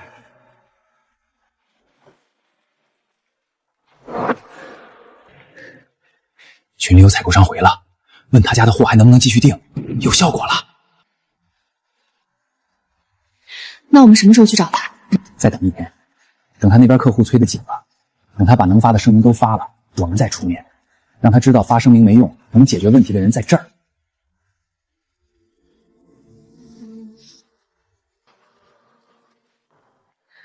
好，我知道了，谢谢你告诉我。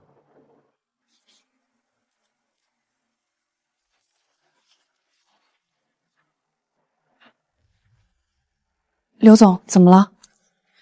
好几个合作商打电话来问，说有人在行业群里传福记菌菇的爆料帖，问咱们是不是还继续用福记的货。哪个缺德的在背后嚼舌根？王叔那边知道吗？他应该已经知道了，我看过了。最早发条的账号是刚注册的新号 ，IP 做了代理，手法很熟练，不像是普通网友闲着没事干的。杜德叔，所有客户都打过电话了，11家老客户说照常合作，4家说再观望观望，2家暂时联系不上。观望的4家把检测报告送过去，联系不上的继续打，打到接通为止。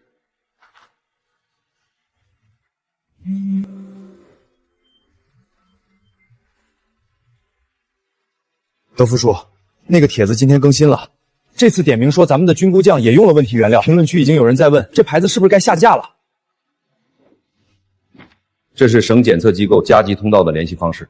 从现在开始，每一批发出去的货都附一份当期的检测报告，报告日期不能超过1周。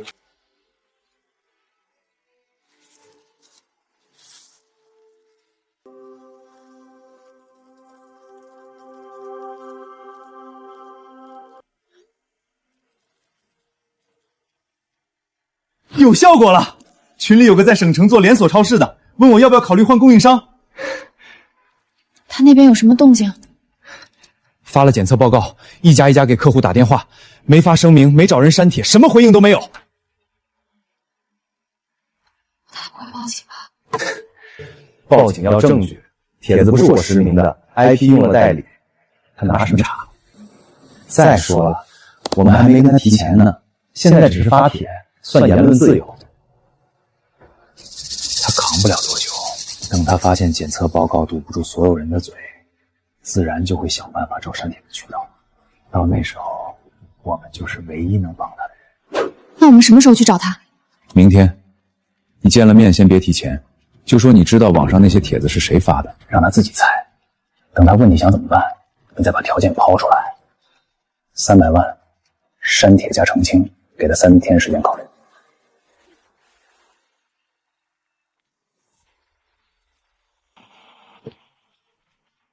爸，我们不是来要钱的。最近网上那些帖子，我知道是谁发的。这些帖子要是不删，你的生意会受影响。我们有办法联系上发帖的人。条件呢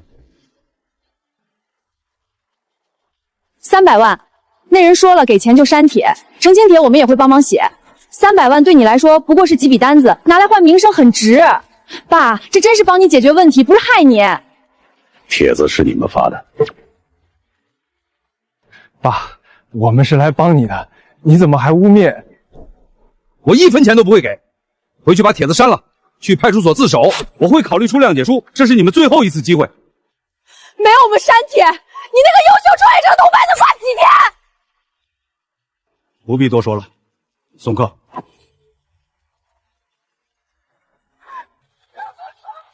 你不能这样，你会后悔的。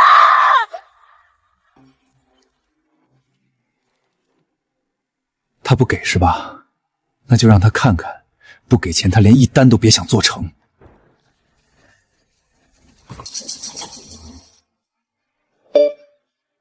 成了！因接到关于福记菌液产品质量问题的举报，暂停销售福记所有产品，等待下一步调查。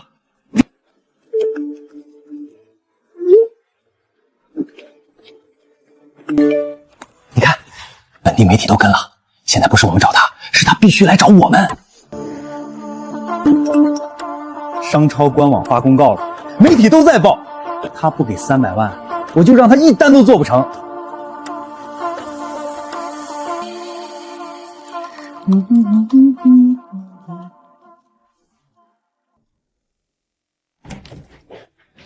德福叔，省城一家大商超在官网上发了公告，暂停销售咱们所有产品。好几家媒体跟进了，现在同行都在转这个公告，咱们省城那几个老客户电话快被打爆了。要是客户顶不住压力，订单可能真会停。商超那边怎么说？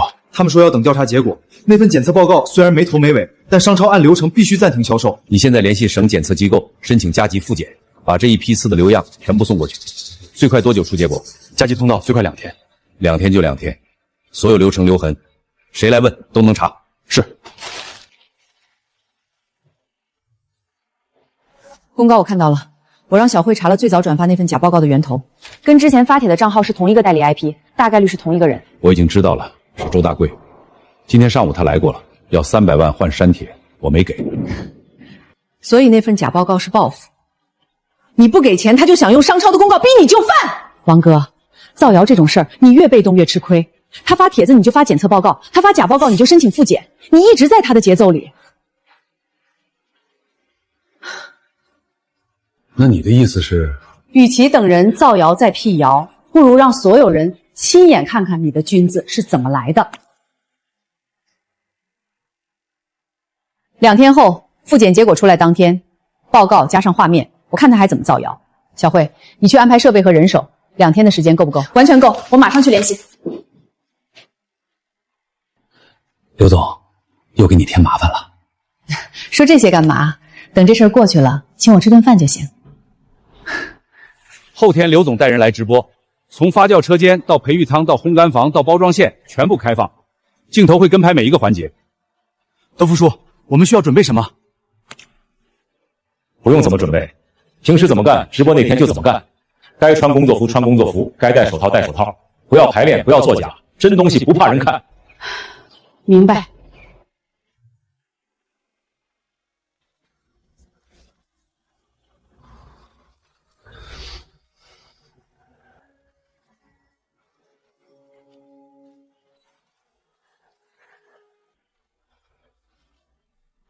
各位好，我是寻味楼刘福林。这2天网上关于福记菌液的传言很多，今天我一镜到底，带你们亲眼看看福记的菌子到底是怎么来的。这是我们的温度报警器，24小时开着，从建了这个车间到现在零事故。每天查3遍，查完签字，每个菌包都能追溯。出库前每一批都送检，检测报告随货走。基地的看完了，下面带你们上山。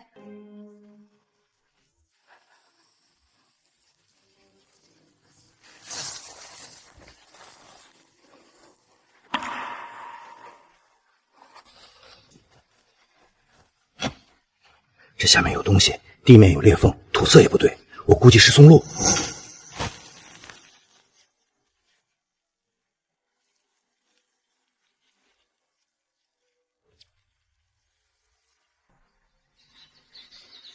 野生黑松露长在榔树根下面，只能靠地面的裂缝判断位置，人工到现在都没办法培育。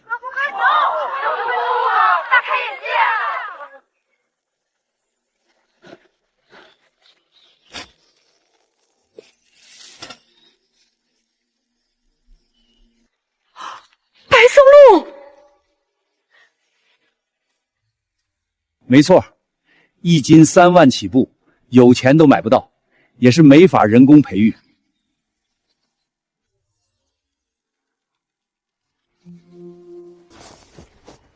福记的菌子，基地里人工种的品质过硬，山上野生的货真即实。随时欢迎感兴趣的朋友来抽检，也欢迎跟山上野上山挖。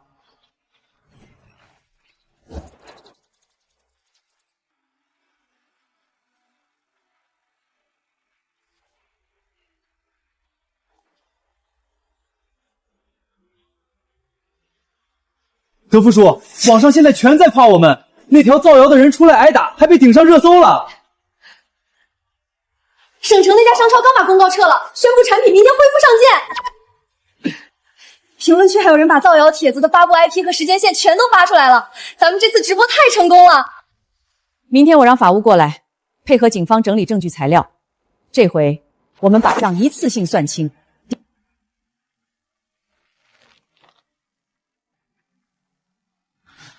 白松露，还真挖出白松露了。300万他不给，反倒帮他在全国人面前出了风头。你那天怎么跟他说的？300万换删帖，就这么一句话，你把底牌全交了。他当然不怕我们，你但凡多绕2句。我怎么谈的？帖子是你发的，报告是你批的。当时我这么说的时候，你不也点头让我继续吗？现在出事了，怪我？我没怪你，我是说什么？说我没用，还是省省吧。想想接下去咱们该怎么办？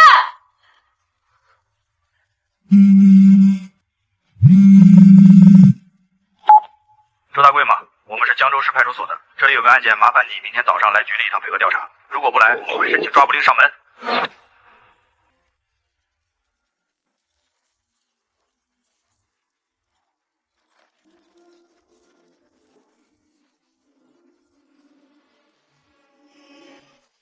删干净了。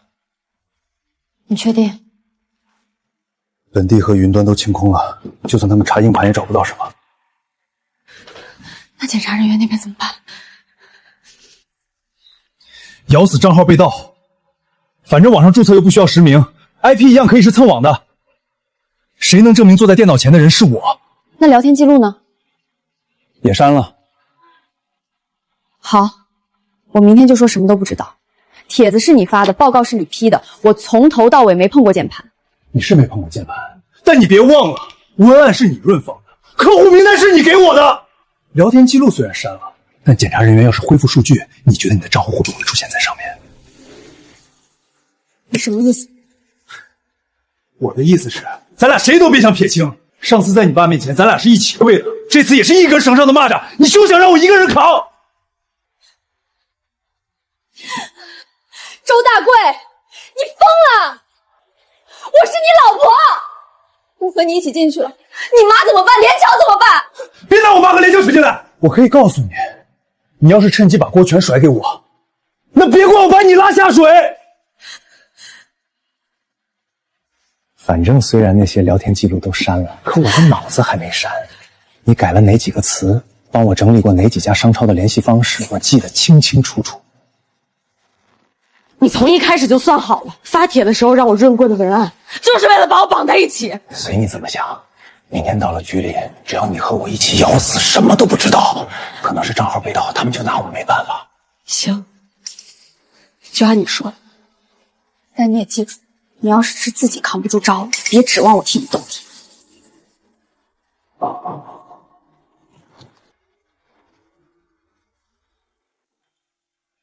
知道为什么叫你来吧？知道。网上有人用我的 IP 发了帖子，估计是蹭了我家的网，我来配合调查。周大贵，我跟你说一下现在的情况。你老婆王娇娇现在在隔壁做笔录，你们俩的聊天记录，包括浏览器记录、云端数据这些，警方已经恢复了。现在之所以不直接关你，是因为我们要走程序，看一下你们认错态度怎么样，方便给法院判刑提供依据。造谣诽谤、伪造公章，主犯从犯，量刑差很大。你们俩的事儿，谁先交代清楚，谁就算主动配合调查，谁判的就轻一点，自己掂量掂量。给你10分钟考虑，想清楚了叫我。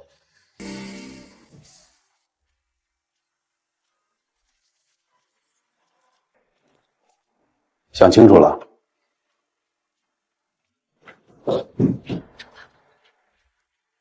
你老婆刚才在隔壁交代了，她说文案是她改的，客户名单是她给的，但主意是你出的，帖子是你发的，假报告是你批的，她是被你胁迫的。他放屁！胁迫？他怎么有脸说自己被胁迫？当初要不是他天天念叨要让王福谈身败名裂，我会去冒这个险。他跪在基地门口的时候忘了，他说别写太白出蛋是他们发给我的时候忘了，他不是被胁迫的，他才是主凶，街都是他定的。他说奔奔发怎么改，用什么语气，全是指挥我来干的。聊天记录你们也看到了，从头到尾都是两个人商量着来，凭什么他说胁迫就胁迫？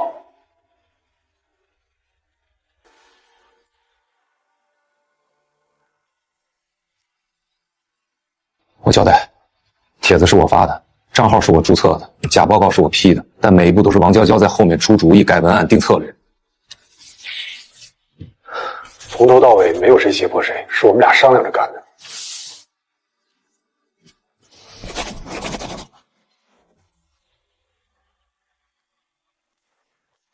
德福叔，局里来消息了，周大贵和王娇娇都批捕了，等着开庭。两个人在里面互相咬，都说是对方的主意，最后谁也没跑了。还有件事儿，刚刚连翘学校的老师打电话到办公室来，先说连翘奶奶电话老是打不通，后面又说连翘这几天上课老走神，有同学在背后说他爸妈是罪犯，让我们注意一下他的心理状况。我心一软，就自作主张让老师给蔡新兰发条短信说连翘被外公接走了，然后我自己开车去把连翘带来了。现在正在土坡上玩呢。连翘这孩子真是受苦了。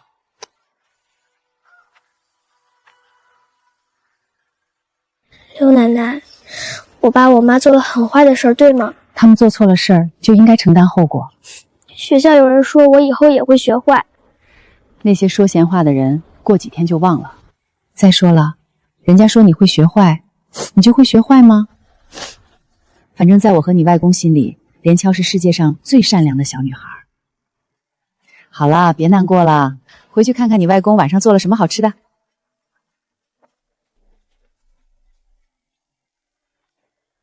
外公，我爸我妈的事儿你难过吗？难过，但不是因为他们被抓了，是因为他们做了不该做的事儿。人可以穷，但不能坏良心。那我可以想他们吗？可以，他们是做了坏事，但他们是你爸妈，你想他们是没有错的。但你也要记得，不管以后发生什么，外公都在这儿，公会一直保护你。对，谁敢欺负你，我跟你外公一起去学校找他。我可是拿过钢叉的人，帮亲不帮理。不对，帮理不帮亲，反正帮的就是你。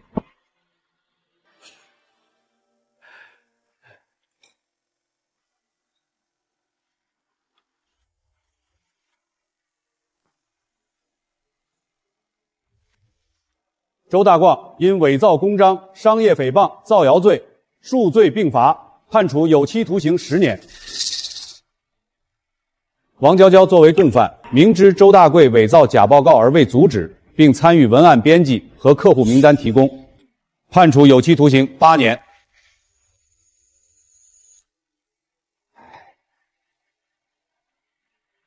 救救！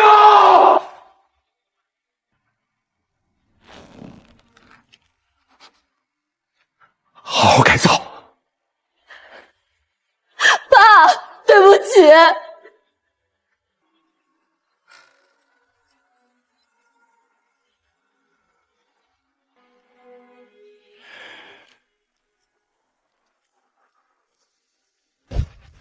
老太太，这里是2万块钱。德福叔说了，虽然还不了你的那些债，但好歹够租个房子和1日3餐的。之后自己想办法找个工作过日子，好好收着吧。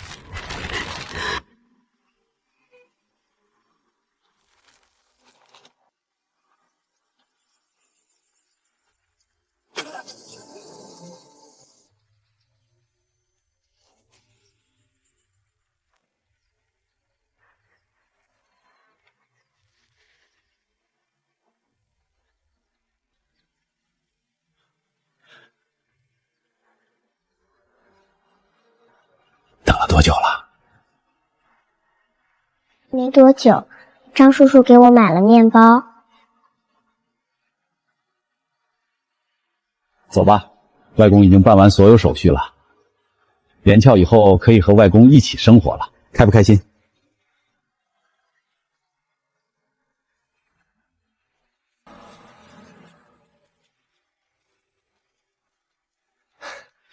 连翘，你房间在2楼左手边第1间，走上去看看。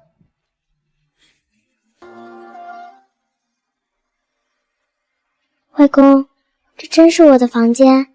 是呀，以后都是你的。你也可以自己来装扮这个房间。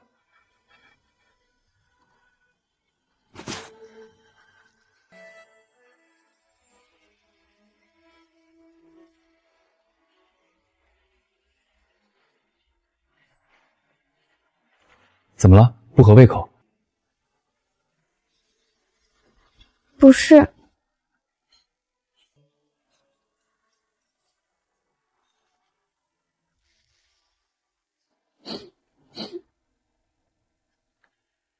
外公，我以后每天放学都可以回来这里吗？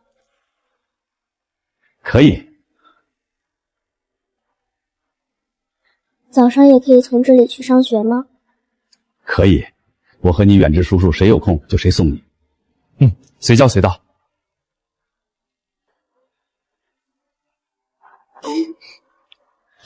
那我明天想吃红烧肉。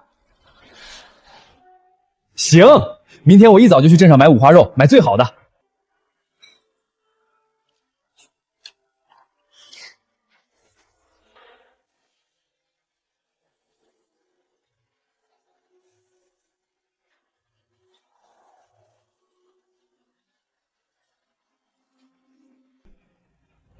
今天说2件事儿，第一件，造谣的事过去了，省城那边订单翻了1倍，福记的名声没被搞臭，反而比以前更响了。你们在最难的时候没松劲儿，这批货的品质就是最好的淮鸡。第2件事，这个季度的分红，按工龄和贡献算，最低的8000，最高的2万。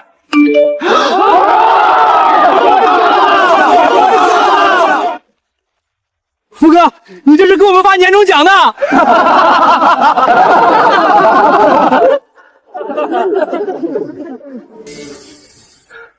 德福叔，我去年在西周工地搬砖，包工头跑了，白干3个月，1分钱没拿到。要不是您，我恐怕就饿死在路边了。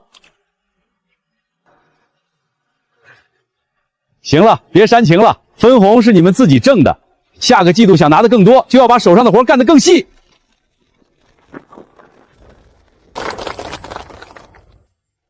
德福叔，省城那批新订单的排产表我做好了，您过目。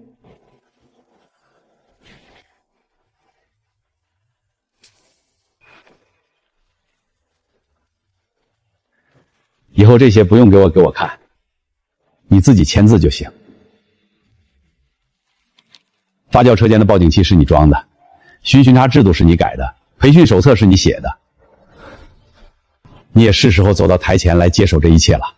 德福叔，您这话说的跟要退休似的，我就一毛头小子，没有您，我走不远。没有谁离了谁不行，别推辞了，你可别想一辈子躲我后面。哈哈哈哈哈！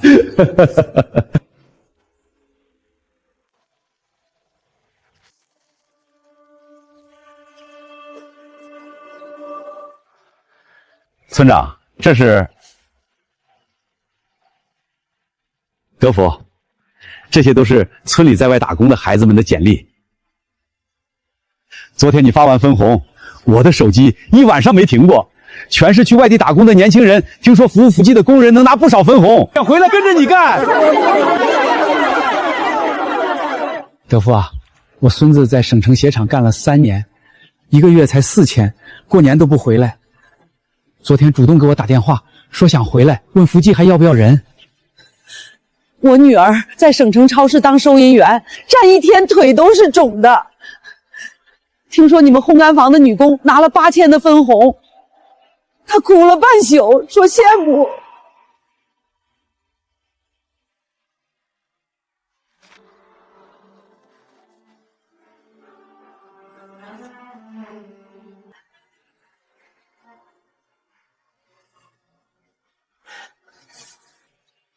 人我收，但丑话说在前头，来了就好好干，偷懒耍滑的一律开除，谁来求情都没用，听见没有？德福说了，人他要，但谁家孩子来了不好好干，别怪我不客气。德福给咱们村修了路，办了学校，还带着大家一起赚钱。谁要是偷奸马滑，不用德福开口，我先拿扁担打出去。德福，我那孙子人老实，就是嘴笨点儿，要是说话哪里得罪了你，麻烦你多担待点儿。老人家，您放心，嘴笨没关系，手不笨就行。好好干你现在。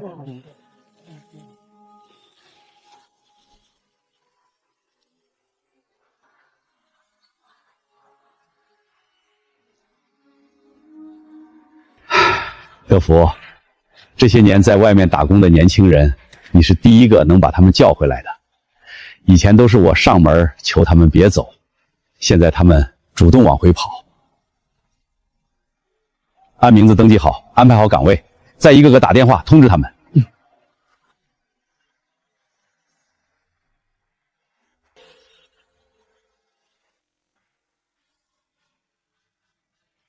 王哥，有个好消息告诉你，你绝对想不到。又有什么大单子啊？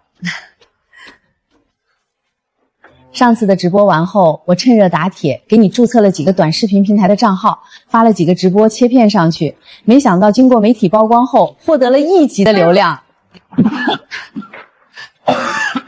单条点赞竟然有500多万，1礼拜涨了60万粉。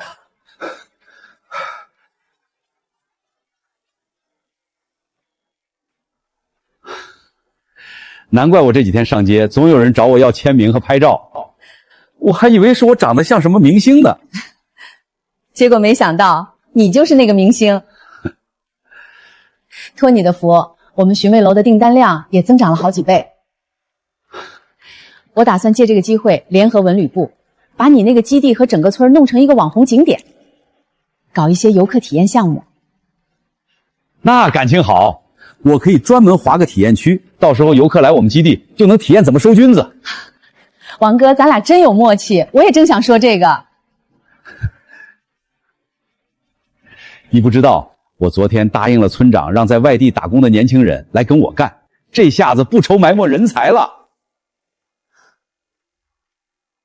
是啊，而且知根知底，也不会做出对村里不好的事，还能陪陪家人，说不定一起做点小生意。是啊，到时候他们可以一起弄个家庭饭馆之类的，或者直接在家里做电商，把你基地里的菌子和菌菇酱卖向全国各地，人人都脱贫致富，甚至走向小康。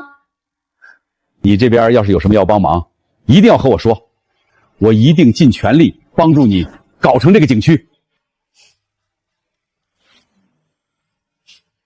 现在就有一个，我打算推荐你当形象代言人。啊？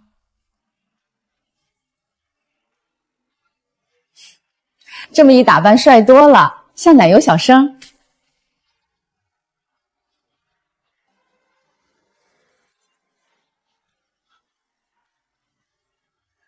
我都一把年纪了，还穿成这样，别人会不会觉得我很装啊？怎么会？你现在可是形象代言人，现在这样刚刚好。都定好了，周5开放预约，民宿、餐饮、停车场全部到位，就差导游。第一批游客是直播攒的粉丝，冲你来的，王哥你得亲自带。让渊志带。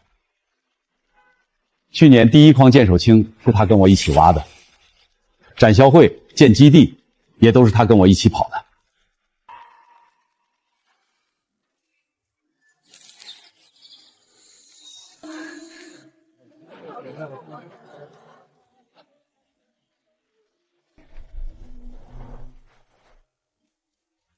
山上哪个窝长什么菌，哪条路通哪个坡，他闭着眼睛都能走。可游客是冲你来的，你不出面，万一有人觉得你耍大牌。我想好了，第一趟我跟他一起走，他讲我站在旁边，游客问到他答不上来的，我再接。你定的人我没意见，不过他要是讲砸了，可就难办了。他讲不砸，每次上山我走前头，他在后头。我蹲下，他跟着蹲下；我挖菌子，他就在旁边看，看完还拿本子记。你知道他那个本子记了多少页？从剑手青到白松露，每一种菌子的位置、出菇时间、采摘手法，全在上面，所以他不会搞砸的。既然你这么信任远志，那我待会儿就去告诉他，让他好好准备准备。不用，我要亲自告诉他。德福叔，怎么了？第一批游客周五到，导游你来当。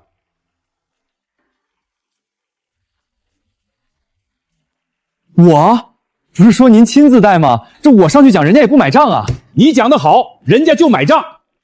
游客都是来玩的，不是单纯来看我。我就不信，你把每一条路带对，每一种菌子讲清楚，游客还会不买账？远志，我翻过你的本子。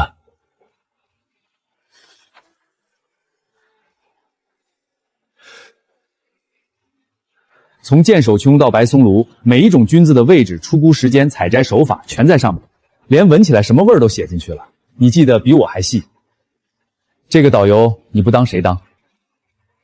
当初我让你记这些东西，是让你把这座山装进脑子里，现在装进去了，机会来了，你就得用啊！是啊，远志，就做个导游而已，没什么的，就当历练了。再说了，第一天王哥会在你旁边给你压阵的，别怕。那万一我讲错了，您得救场。那是一定。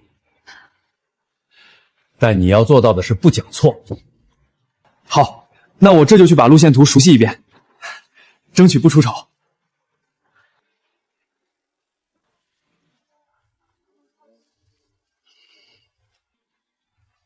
欢迎大家参加福记农家乐首批体验团。今天的行程分2段，先参观基地，再看山。基地里有一片专门划出来的采摘体验区。参观完后，每个人可以亲手摘1斤菌子带回去。但是有一条规矩，只能看不能碰。体验区以外的菌子，不管是在基地还是在山上，只能看不能碰。导游，为什么体验区里能摘，外面就不能摘？不都是菌子吗？体验区里的菌子是人工培育的，跟种菜一样，摘了还会再长。山上的菌子是野生资源，长一茬要很久，而且没经验的人容易采到有毒的。那万一有人在山上手痒呢？你不是那个直播挖白松露的王德福？山上不能碰，我定的规矩，谁碰了，请谁下山。合个影，合个影我就遵守规矩。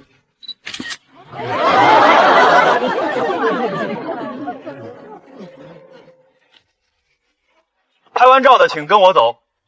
先进培育舱参观。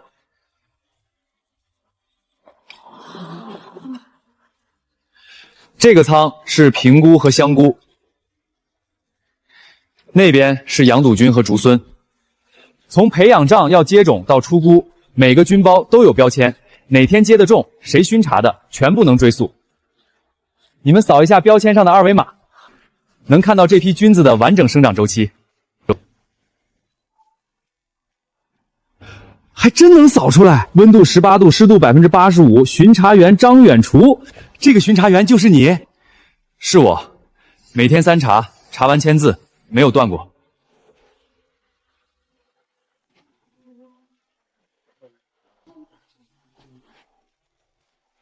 每个人领一个篮子，摘1斤，工人会教你们怎么摘。不能用手拔，得用剪刀从根部剪。拔的话伤菌丝，旁边的小鹿菇就长不大了。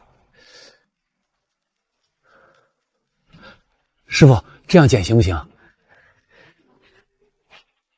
剪刀贴着根部，斜着剪，一刀下去就完事儿。你这样竖着剪，菌柄留一半在上面，浪费了。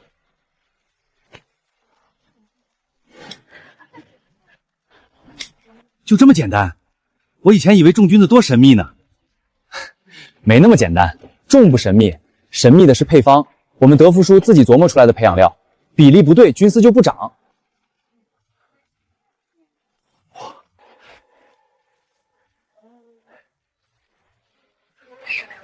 来呀，别乱跑！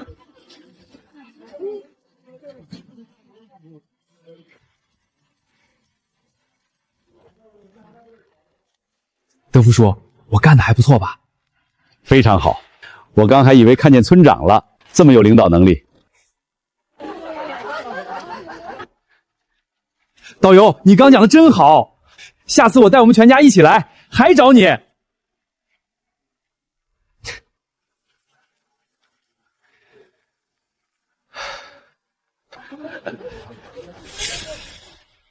恭喜宿主，已检测到您完成逆袭人生，君子系统即将戒报。谢谢你帮我成功逆袭，以前的我肯定做梦也不敢想能有今天的成就。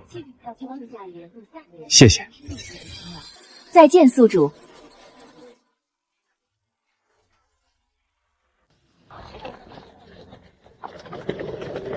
宝子们，排了半年队的网红菌菇村终于被我约上了，今天就带你们一探究竟。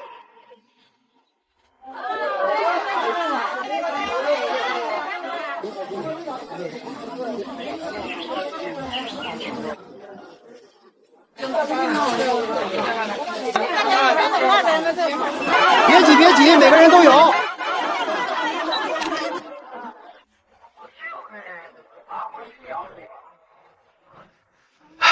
远志，今天又有好几千的游客来玩，村里这2年被你和德福带的，人均收入翻了4、5倍，真得好好感谢你们啊！村长，咱们都一家人，这都应该的。对了，隔壁村又来问了，说能不能让他们村也参与进来。我说这事儿现在得问张总，我做不了主。什么张总？您就直接和他们说，可以是可以，但是一切都得听我们的。好，我这就去和他们说。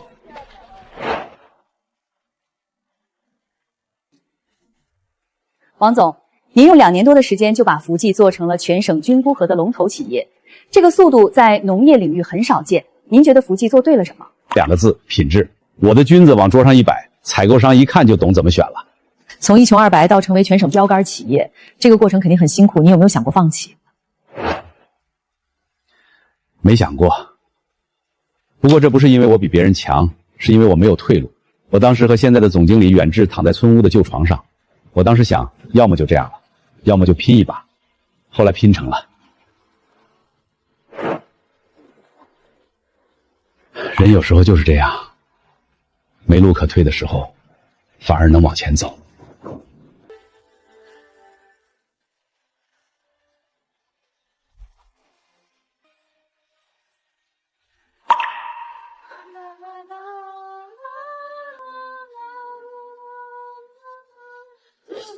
妈妈，连小长高了，头发也长了，扎小辫真好看。外公扎的，但他扎的没有刘奶奶好。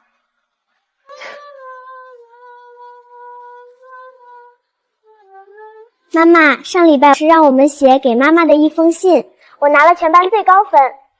连潇真棒。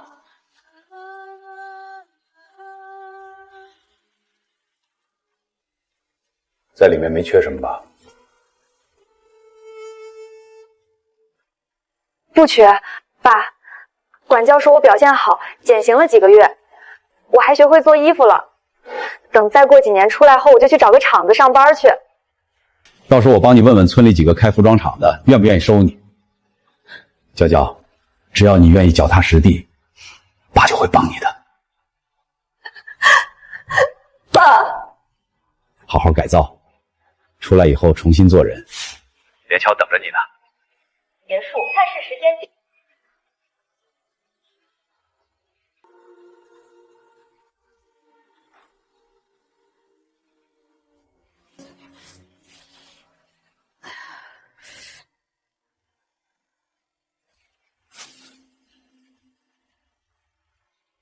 奶奶，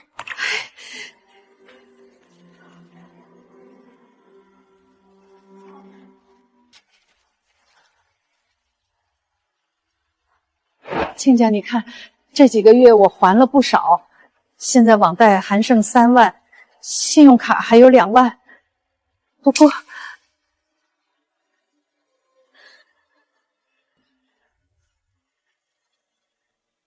不过还是要谢谢你暗中帮我还了好几笔大的，不然我也不会这么快就能上岸。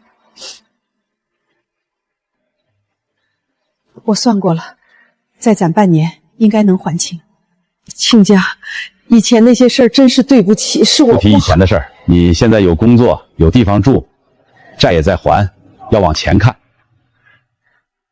以德报怨，真是好人啊！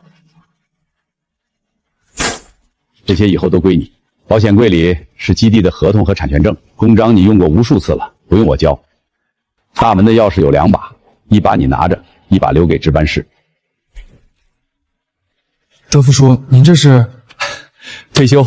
现在连桥大了，有自理能力了，你也完全能接手公司了，所以我打算退休，再买一辆房车，来个全国自驾游。好，叔你放心，我肯定不会让福记砸在我手里的。以后我每天早上还是去培育舱查一遍温度，跟您在的时候一样。您定的规矩我不改。公司现在是你的了，改不改你自己定。我只有一个要求，别把山弄坏了，其他的你比我做得好。您放心吧，小时候您救我一命，长大了又是您带我过上这么好的日子，新房也盖了，车也买了，小红也娶了，我不会做出让您失望的事儿。好小子，等放年假了，我开车带你媳妇小红和连翘一起出去玩。我们几个还年轻，不怕等。只是你可别让刘总等太久了，小心他翻脸哦。你小子没法夸是不是？我和福玲就是纯友谊，你懂不懂？个傻小子，你懂不懂啊？哟，以前喊刘总，现在一口一个福玲，还纯友谊，谁信啊？德福叔，现在黄昏恋又不稀奇，瞎子都看得出来你俩互相喜欢，这事儿大家都心知肚明，不知道你还在犹豫啥？臭小子，越说越离谱了，看我不撕烂你的嘴！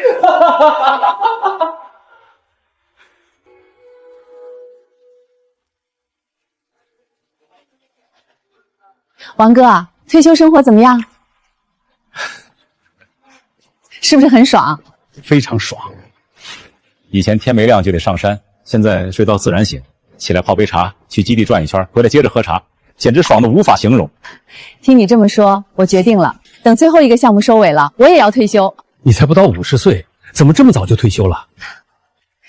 当了这么多年的霸道女总裁，我也想好好歇一歇了，集团交给职业经理人就行了。接下来嘛，接下来你有什么打算？拥抱生活，享受着财富自由的人生呗。比如找个老伴儿一起旅旅游之类的。像你这种极品女富豪，不知道什么样的老伴儿才能入你的眼啊？不会要长得像明星吧？一般人确实入不了我的眼。我要的是君子大王级别的，最好能开着房车带我去全国各地自驾游。王哥，你有没有人选啊？这不是已经被你找到了吗？说吧，第一站想去哪儿？那我可得好好想想。南州、边州，你认得高原上的菌子吗？到了现学呗，认菌子又不难，看一眼闻一下就知道能不能吃。吹牛！你当年教远志的时候可不是这么说的。远志那是底子差，你比他聪明。这话要是让他听见了，明天该罢工了。他就罢呗，反正现在他是给自己打工，关我什么事儿？不管去哪儿，我会开车带你去。